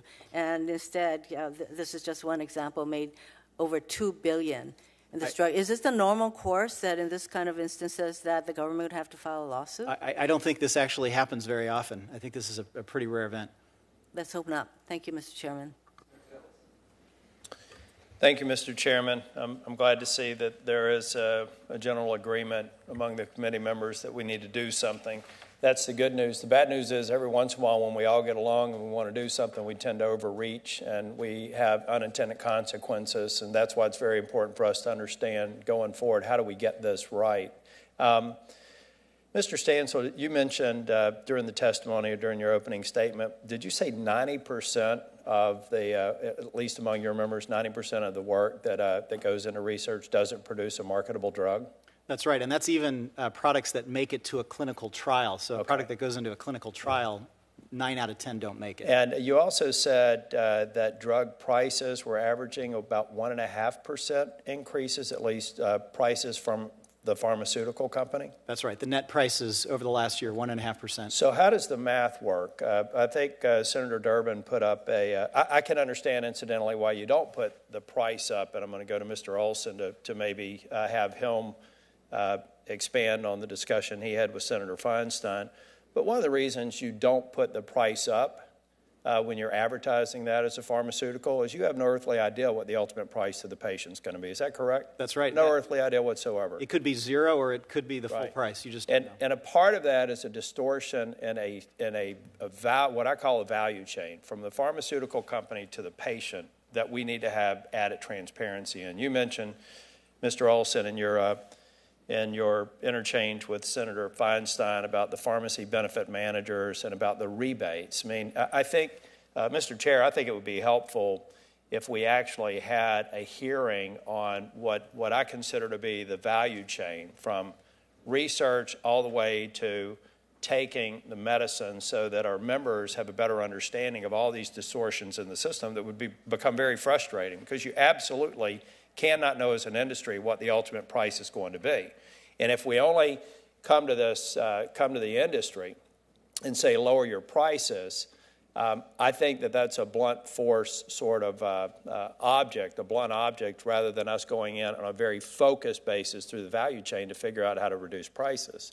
So, Mr. Olson, when we talk about evergreening, when we talk about product hopping, and we talk about patent thickets, there's no question in my mind that there are some abuses. The concern that I have is if we just go too far, that we may sweep others up into it that are actually appropriately going about doing their business. Can you talk about some suggestions for how we could be more focused and more measured, and what actions we would take as a Congress? Yes, Senator, I agree that that it could be, we could go too far and have unintended consequences. I think it can be very difficult to say exactly what is behavior that is patent thickening versus what is behavior that is simply doing incremental innovation. And I also worry that if a thickening definition is decided here, even if it's limited to drugs, that would then try to be applied to other areas. For instance, high tech, you can have thousands, tens of thousands of patents that cover one product, yet people are able somehow to do licenses and produce innovation. So, Senator, I would suggest that the place to focus is to know that drug companies and all patent owners are going to use patents and use regulation to their advantage to try to maximize profits. And the traditional counterweight to that has been competition. So I think legislation that really focuses on allowing and facilitating competition from generics is the most beneficial, and that's why the product hopping, pay for delay, those sort of legislation that fix where we're having competition be denied through abusive use of the regulatory process is a way to go, versus trying to say, here are certain ways to use patents that we think are beneficial and promote the innovation we like. Slight variations on that might be bad, and trying to thread that needle. I'm not saying it can't be done, Senator, but I think it's very difficult. Mr. Carrier, briefly, and then I've got a final question. So on product hopping, it's very important that Congress acts, because sometimes courts get it wrong. With a soft switch, the drug company leaves the old drug on the market. That's complicated for courts. They say 2 is better than 1. That's wrong. Patent thickening, you could limit it to the biologic setting, put in a whole bunch of factors, give the FTC authority. And I think providing clarity is what we do. The courts basically interpret. Sometimes they don't always get it right, the precedents and existing law, and that's why we have our jobs.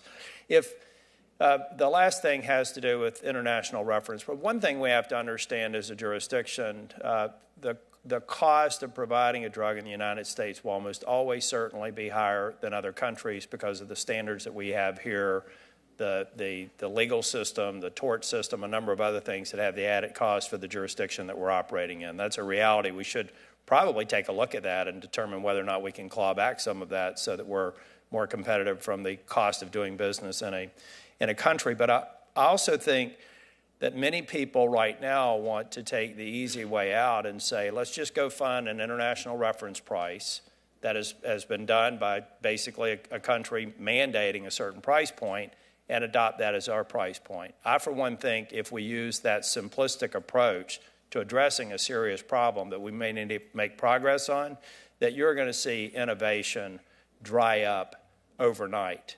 And at the end of the day, I don't really, the pharmaceutical company does pharmaceuticals do a lot of great work here. Research institutions do a lot of great work here. I appreciate them for their work. What I really care about are the individuals who need these medications and a fair price.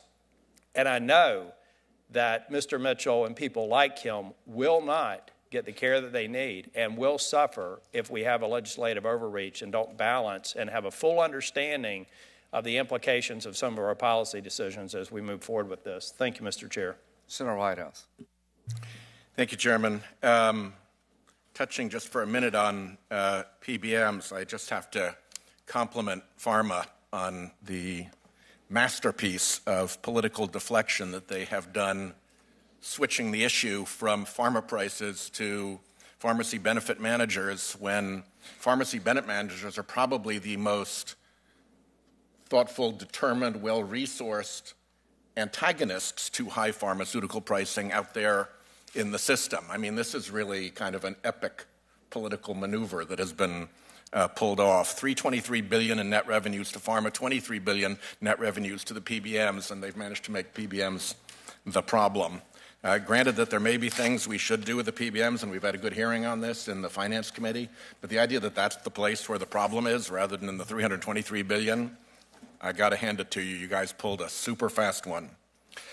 License monopolies is what we have been talking about so far here, and the ways in which the pharmaceutical industry games the system to phony up the license monopoly protection that it's entitled to. But what I'd be interested in talking about for a minute is not the license monopolies, but the de facto monopolies.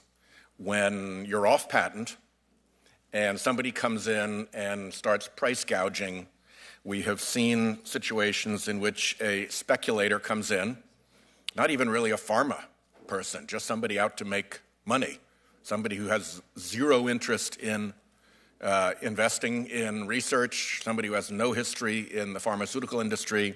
They come in and they buy an off-patent drug. And once they've bought it, if it's a sole supplier, they can jack up the price as much as they want. They can jack it up 10 times, they can jack it up 100 times. And this was a product that was successfully making money already. They bought it, price gets jacked way up, and then we act as if competition is going to solve that problem. Competition is not going to solve that problem, because every single competitor who decides that they're going to create a competitive product, that they're going to invest all the money in a separate factory, a separate line to create the new competitor, they know that whenever they want, the original competitor can drop their price back down, disadvantage the new entrant, but continue to make the money that the original company was already making. So it's kind of a standoff. I get to raise my price as much as I like, and nobody really dares come in. And in fact, we haven't seen people come in those circumstances for that reason. Which raises the question, who polices that situation?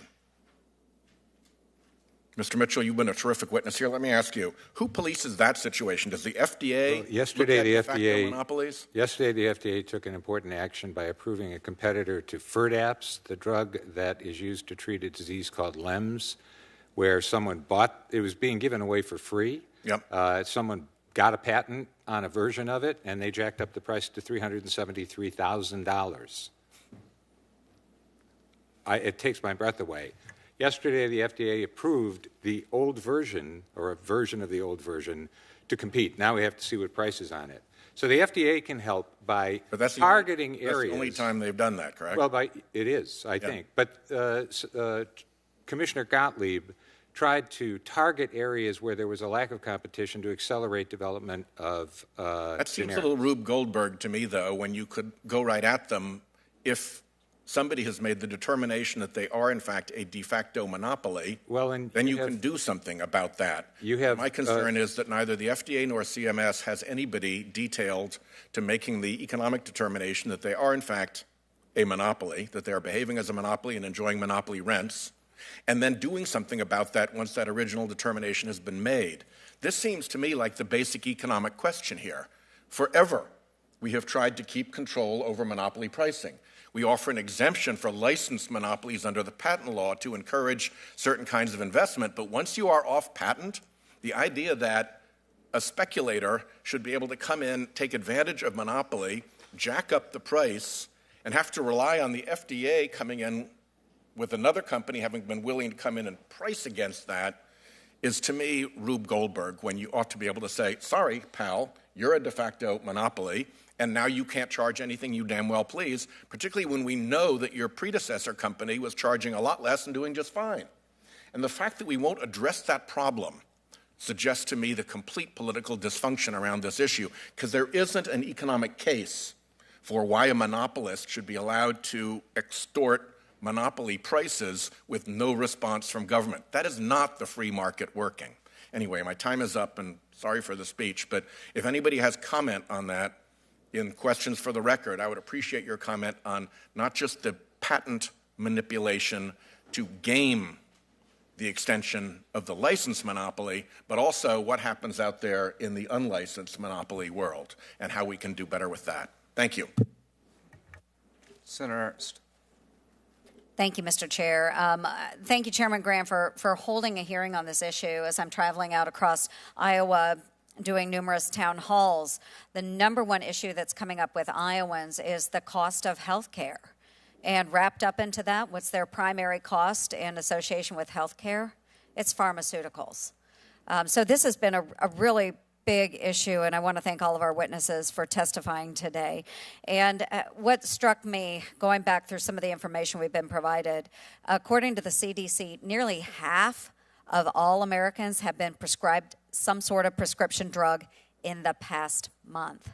Half of Americans. And the reasons why we need these medications, of course, will vary person to person. They could use it to manage pain after a surgery, or it could be something to manage a chronic illness like a heart disease or something very closely related to my family. I have a number of members of my family with type 1 diabetes. Since joining the Senate, I have literally heard from at least one person in every single one of our 99 counties who are struggling to make ends meet as a direct result of the cost of their medications.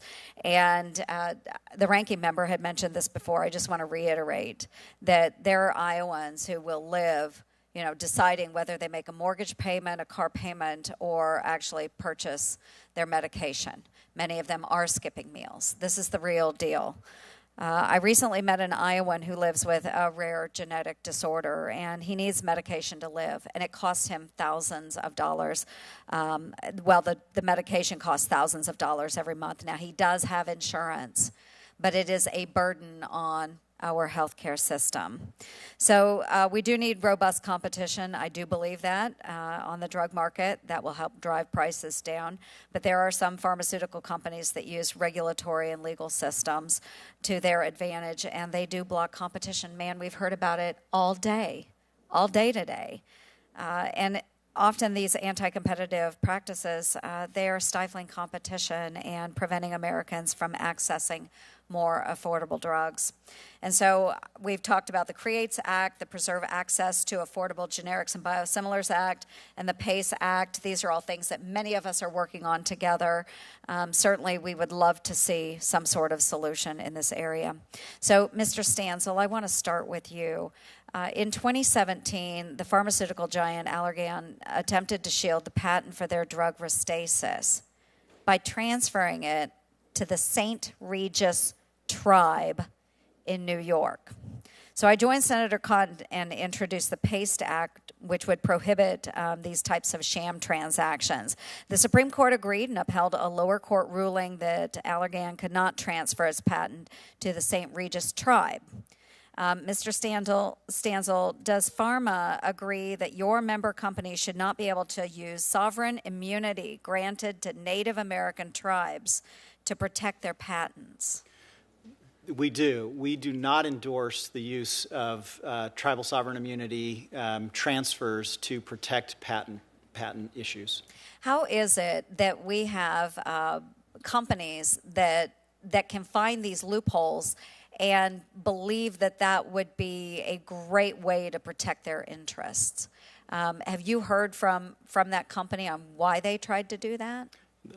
We don't have those conversations for antitrust reasons. The Pharmaceutical Research and Manufacturers of America is a trade association. We're subject to the antitrust laws, so we strictly do not get confidential information from our member companies.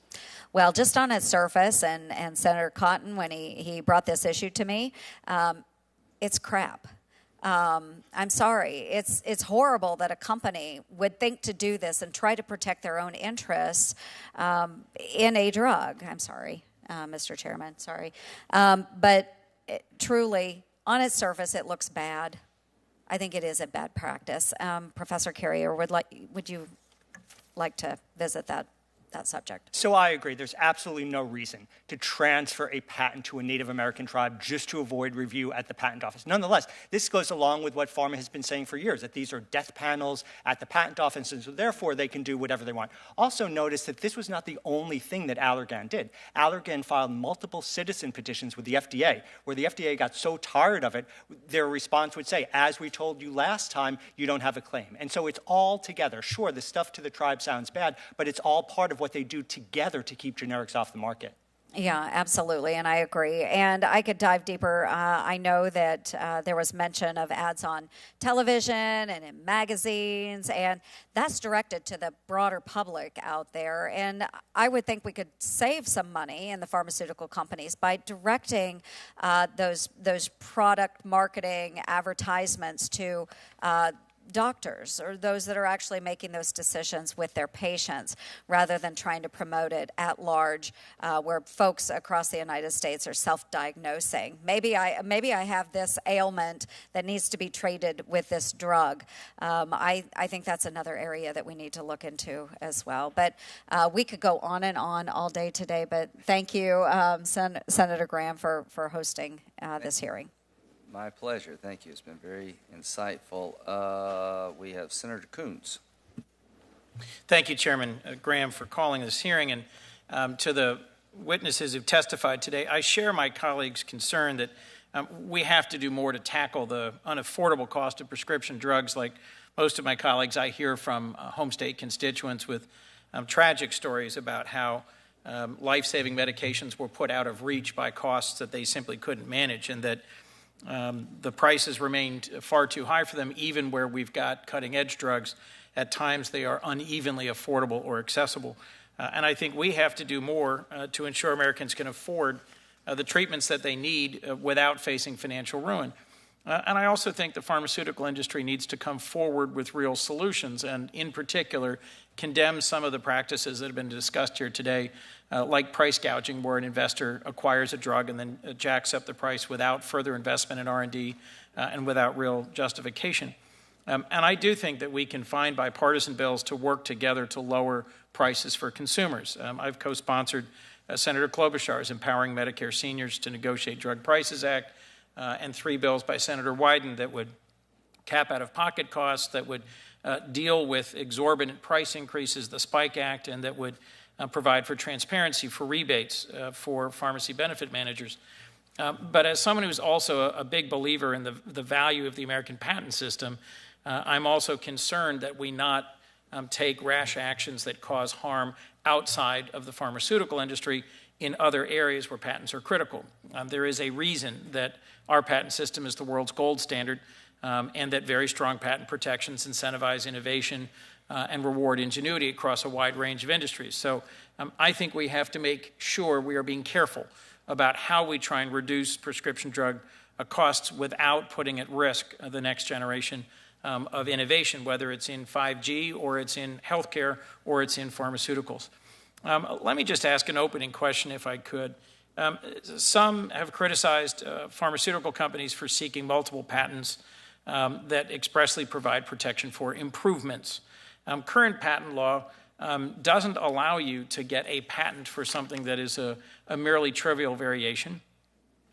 Follow-on patents do in some cases cover treatments for additional conditions, but where you had to have a very expensive clinical trial to get it.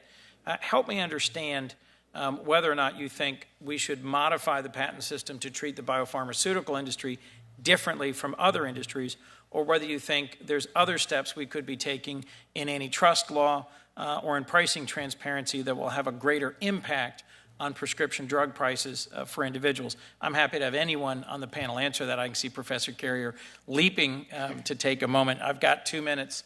If we could just in a row, I'd welcome an answer to that question about should we be putting the patent law itself at risk, or are there ways we can more carefully target our work here in trying to reduce prescription drug prices?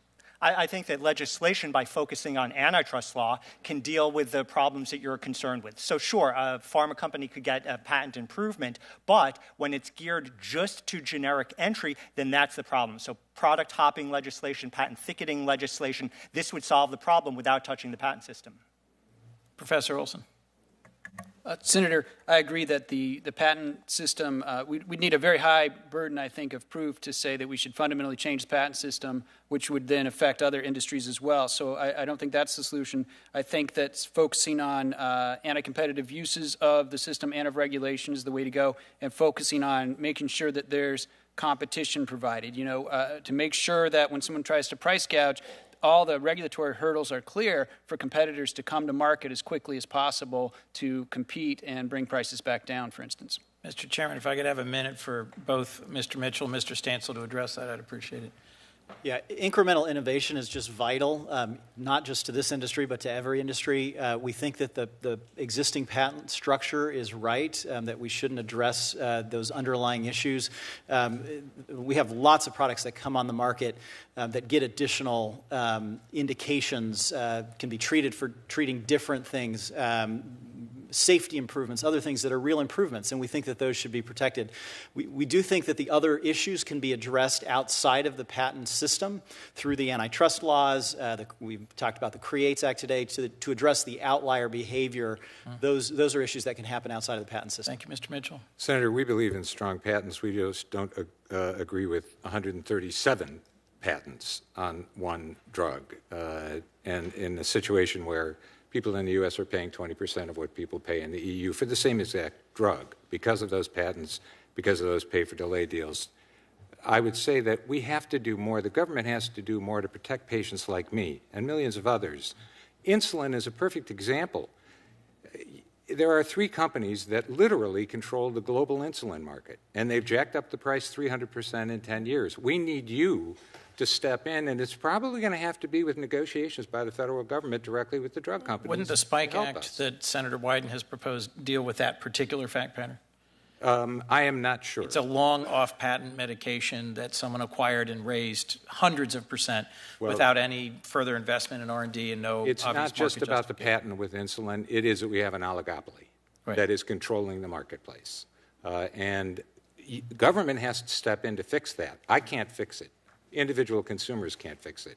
And so I'm saying that the solutions need to go beyond the patent reforms we're talking about today to government taking action to negotiate on my behalf. I appreciate all your input. Thank you, Mr. Chairman. Senator Blackburn. So what's left is Senator Blackburn, Klobuchar, Lee, and Kennedy. Thank you, Mr. Chairman, and thank you to each of you for being here today, and to my colleagues for everybody staying and participating in this hearing. I will tell you, to Tennesseans, whom I represent, having some strong intellectual property protections, that's important because we're innovators. I mean, we've done everything from putt-putt golf to cotton candy to moon pies to Mountain Dew to the touch screen monitor, and today, in the biopharmaceutical industry, that is a $12.5 billion industry in Tennessee. A lot of innovators that are there. And IP-related R&D that is taking place in the state is another $3.5 billion. And out of the more than 7,000 medicines that are now currently in development in this country, some of that is being done in Tennessee. Some of that work is being done, and of course the House and the Senate in 2016 passed legislation 21st Century Cures, and President Obama signed that into law, and that has helped to spur interest in finding cures and in bringing more products and therapies to the marketplace. So strong protections are really important to us. And Mr. Stansel, I hear a lot about the patent system and the legal framework that is there. And for our innovators, they want to make certain that there are going to be solid processes for those that are working in generics and in the biosimilars to be able to resolve patent disputes and to be able to resolve challenges. Do you think the system as it is today is adequate?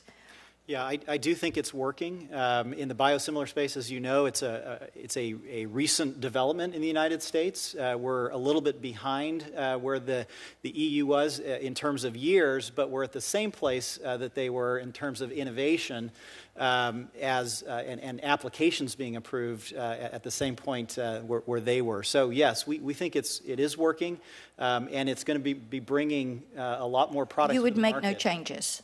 Not to that part, no. Okay, that is helpful. Mr. Olson, I'm interested how you will see multiple patents for one product. And is this something that is unique to the pharmaceutical industry? Because when we talk about guitars or cell phones or sneakers, you generally do not see multiple patents on an invention there. So speak just a moment to that. Yes, Senator. So it's not unique to see a competitor try to protect with as many patents as possible something that's really, really valuable. So an individual guitar or tennis shoe may not be that, but for a product like cell phones, silicon chips, you can see a lot of patents in place. But it's important to remember, Senator, that each new patent has to cover something different or something in addition. And I think what we really have to watch out for, and what does occur, is abuse where a drug company will get a new patent and will claim that it Well, goes that is backwards. what I think we see as part of the problem, is the way it is there to slow down innovation and to block additional innovation. And I hope that is something we're going to take a little bit closer look at.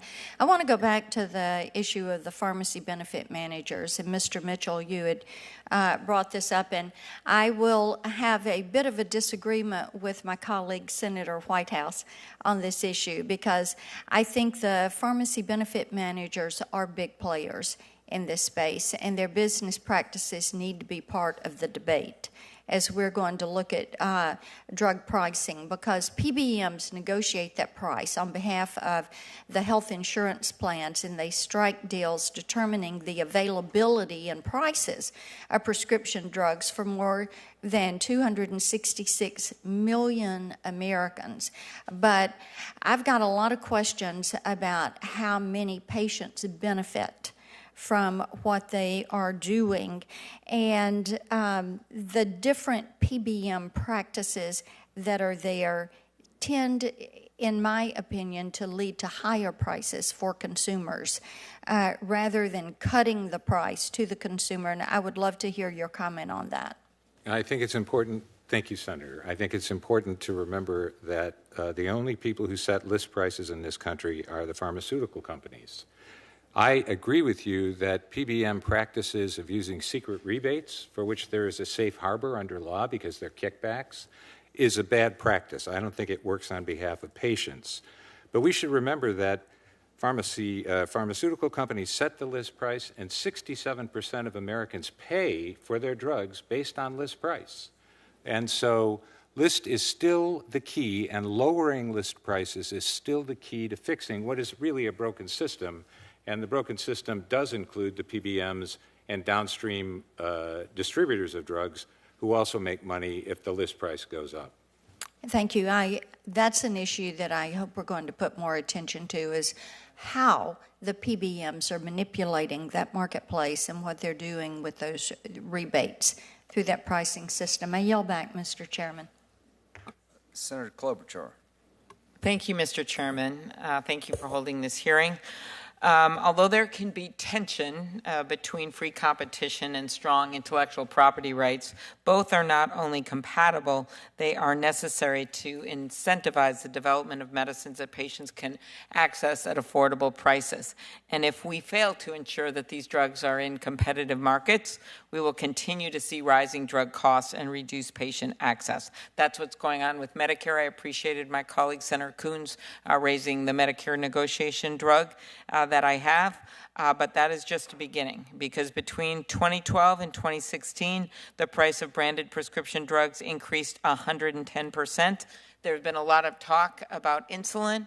Well, let me tell you the real story of real people. That is a young man named Alec from my state, a restaurant manager out in the suburbs of the Twin Cities. His mother, Nicole, had him on her insurance. He aged off at age 26. He then, while he was working and a diabetic, couldn't afford his insulin. He started rationing it. It was $1,200 a month, and he died. That happened. And I brought her to the State of the Union so she can sit up there and look down to see all the members of Congress and the President to see what they were really doing. Because I think the time is long past for us to pass these bills. Some of them are bipartisan, as been pointed out. I appreciated the work that Senator Grassley and I have done together, along with others, on the CREATES Act, Senator Leahy and Lee, the Stop Stalling Act, which I think is a great name, with Senator Grassley, to prevent anti-competitive abuses that he and I have introduced, as well as the Preserve Access to Affordable Generics and Biosimilars Act. So let me start with the pay for delay. Mr. Mitchell, do you agree that we need legislation to address the problem of anti-competitive pay for delay agreements? The FTC has been doing some work in this area after the court case, but do you agree we still need legislation? Yes, we would be very grateful if you would enact legislation. Yes, there have been fewer cases of pay for delay since the activist decision, but Congress really needs to codify that decision to deal with what Professor Carrier says, which is courts make mistakes, the cases are complicated, and so we very much hope you will enact the pay for delay legislation that you sponsored with Senator Grassley. All right. Professor Carrier, you've written extensively about anti-competitive abuse of the FDA petitioning process. The practice of filing sham petitions risks delaying the approval of generics and biosimilars and imposes unnecessary burdens on limited FDA resources, something that I think needs to be changed. I have some ideas with the antitrust laws and things that we could do there on mergers to at least give them some more resources, because some of this is about monopolies. Senator Grassley and I introduced a bill last week to give the FTC enhanced authority to crack down on abuses of this process while allowing petitions submitted in good faith to raise legitimate health and safety concerns. The House companion has been voted out of the House Judiciary Committee. I guess I would go to, since you were asked this by Senator Grassley, I will go to you, Professor Olson. Can you elaborate on the harms to patients and competition caused by the filing of sham FDA petitions? Yes, Senator. Although I will say that Professor Carrier is probably the most prominent academic expert on this. But the harm, of course, companies, as I said, will try to use regulations to prevent competition where they can. The system, the way it's set up, allows these petitions, and they have to be reviewed. It takes time before a generic can get to market. And so carefully crafted legislation, like the proposed legislation before the committee, is an excellent way to deal with this abuse. Very good. And Mr. Mitchell, your thoughts? Our system is set up to use competition from generics and biosimilars to drive down prices after a period of exclusivity. If sham citizen petitions are being used to gum up the works and delay that from happening, then we are not getting what we intend. And by the way, I would add, there are 19 biosimilars that have been approved. Only 7 have made it to market at this time because of a variety of anti-competitive practices in our system. And we need more biosimilars to get to market if we are going to get the advantages of the free market price competition envisioned under law. Very good. Mr. Stansel, the opioid epidemic, and I know, Professor Carrier, I understand you went into this and you're the expert, and I'm glad you support it. So am I correct on that? Absolutely. And just to be clear, we always talk about the First Amendment. Nearly every one of these citizen petitions is filed by a brand company. None are filed by individuals. So I love the legislation. I would go even stronger. I would include the factors that are relevant to a sham. I would add something like S660, Senator Braun's bill, about cutting it off after 1 year. These are frivolous. Okay. You can do more. Well, good. We could add that to it if my co-sponsor will agree. And maybe things like factors, sometimes we can get on the record as well. Exactly. because courts set a really high bar for sham. The FDA knows that this is a sham. They list a whole bunch of factors. One last question, Mr. Stansel. The opioid epidemic has devastated communities across the country. I believe the pharmaceutical companies that contributed to this crisis should play a role in addressing it. This is the companies that profited off the addictions. Proposals have been introduced to establish continuous funding streams to expand access to life-saving treatment, including legislation like the Lifeboat Act, which is led by Senator Manchin.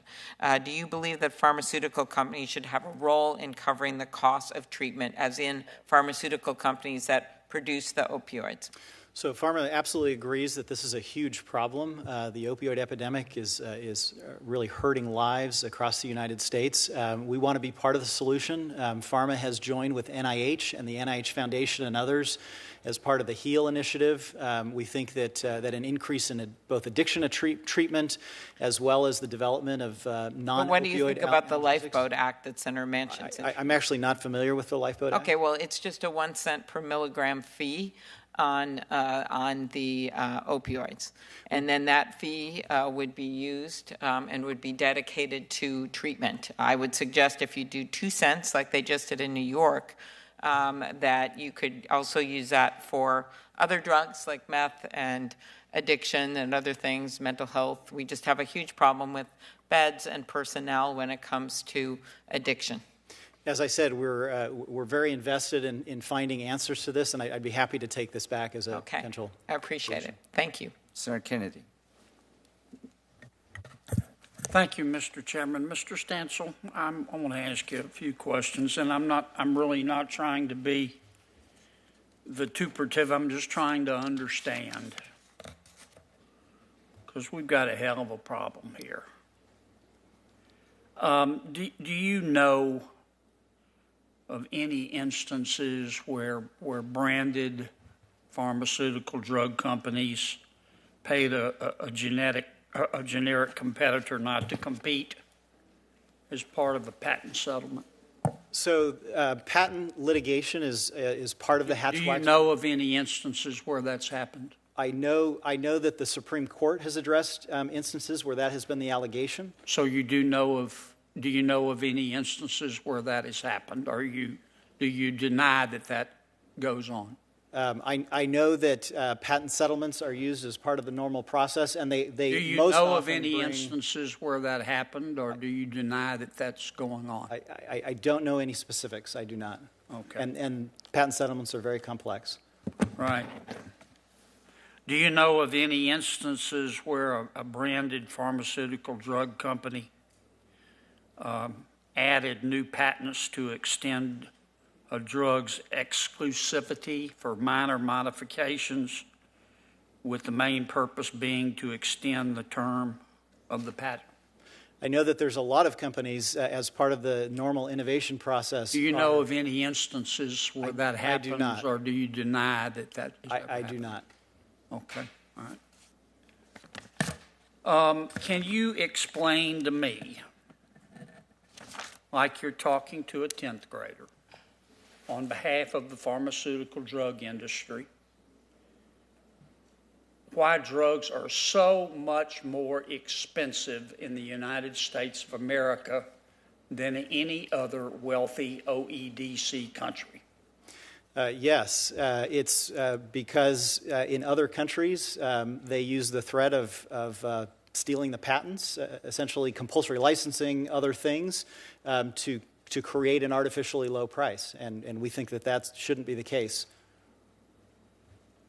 But they do it, and as a result, they have lower drug prices, and our people look like chumps. The U.S. Department of Commerce did a report back in 2004 that actually looked at this issue and found that because of the artificial reduction in prices in these other countries, it severely pushed down on innovation that could otherwise happen. Dozens of products not coming to the market because of that circumstance. Okay, so what do you recommend that we do to lower the cost of prescription drugs? I think that the U.S. should internationally put in place a drug negotiator who could enforce the existing trade negotiations. It's actually happened already. Korea is an example where you were considered an innovator product. if you were domiciled in that country. Well, that's not the right way to approach this industry. So the fault is the other countries. Well, that is where some of it lies. I think in answer to your question about in the United States, there's been actually an excellent proposal put in place by the U.S. Department of Health and Human Services that would require, it's been talked about today, these discounts and rebates that are going on. There's $166 billion a year in rebates that don't... So it's the fault of the PBMs. No, what we're talking about is a patient affordability issue, and so getting those dollars down to the patient at the point of sale. Let me stop you, okay? Because I can tell you could talk the ears off a jackrabbit. You're very good at what you do. And I'm really not trying to be rude. I think what your clients do is extraordinary. I mean, you come out with new drugs every year. You extend our lives. You improve the quality of our lives. You save money. It's certainly a lot cheaper to take a pill. Not all pills, but most pills, than spend a week in the hospital. I just think it's... Your research and development, it's just breathtaking, and I want to thank you for that. You've improved the quality of life for people throughout the world. But we've got a problem here. And the problem is that the people of the United States of America are paying way more than anybody else. And, I've been here 2.5 years. And all we've done about this is talk. If I've learned anything in 2.5 years, it's that doing nothing is hard because you never know when you're finished. But sooner or later, the United States Congress is going to act. And I don't think your clients are going to like what we do. And what I would ask you to do is step up to the plate and make some meaningful suggestions that are doable. Negotiating a new trade deal with South Korea is long our land. We don't live we're living in the real world here. And I don't want to go to price controls. I don't believe in them. But the American people are being played for chumps. Just chumps. Paying 4 times the cost for the same drug in another OECD country. We're chumps. And it's got to stop. And I realize the Congress, I don't mean to be overly critical. I'm a member of this body, so I'm criticizing myself. Some people say we were born tired and raised lazy because we never accomplish anything. And we haven't on this issue. 2.5 years. Just yada, yada, yada. But sooner or later, the American people are going to demand it. And if you don't make some concrete suggestions that are helpful so we can both prosper, the American consumer and your clients, then we're going to end up with price controls. That's just a fact. That's all I got, Mr. Chairman. Thank you. It's been very good hearing. Mr. Baker, thanks for coming up from South Carolina. You did our state proud. To all of you, it's a very, very helpful hearing, and we'll try to do something about all the information you gave us and act sooner rather than later. The record will remain open for 1 week. The hearing is adjourned.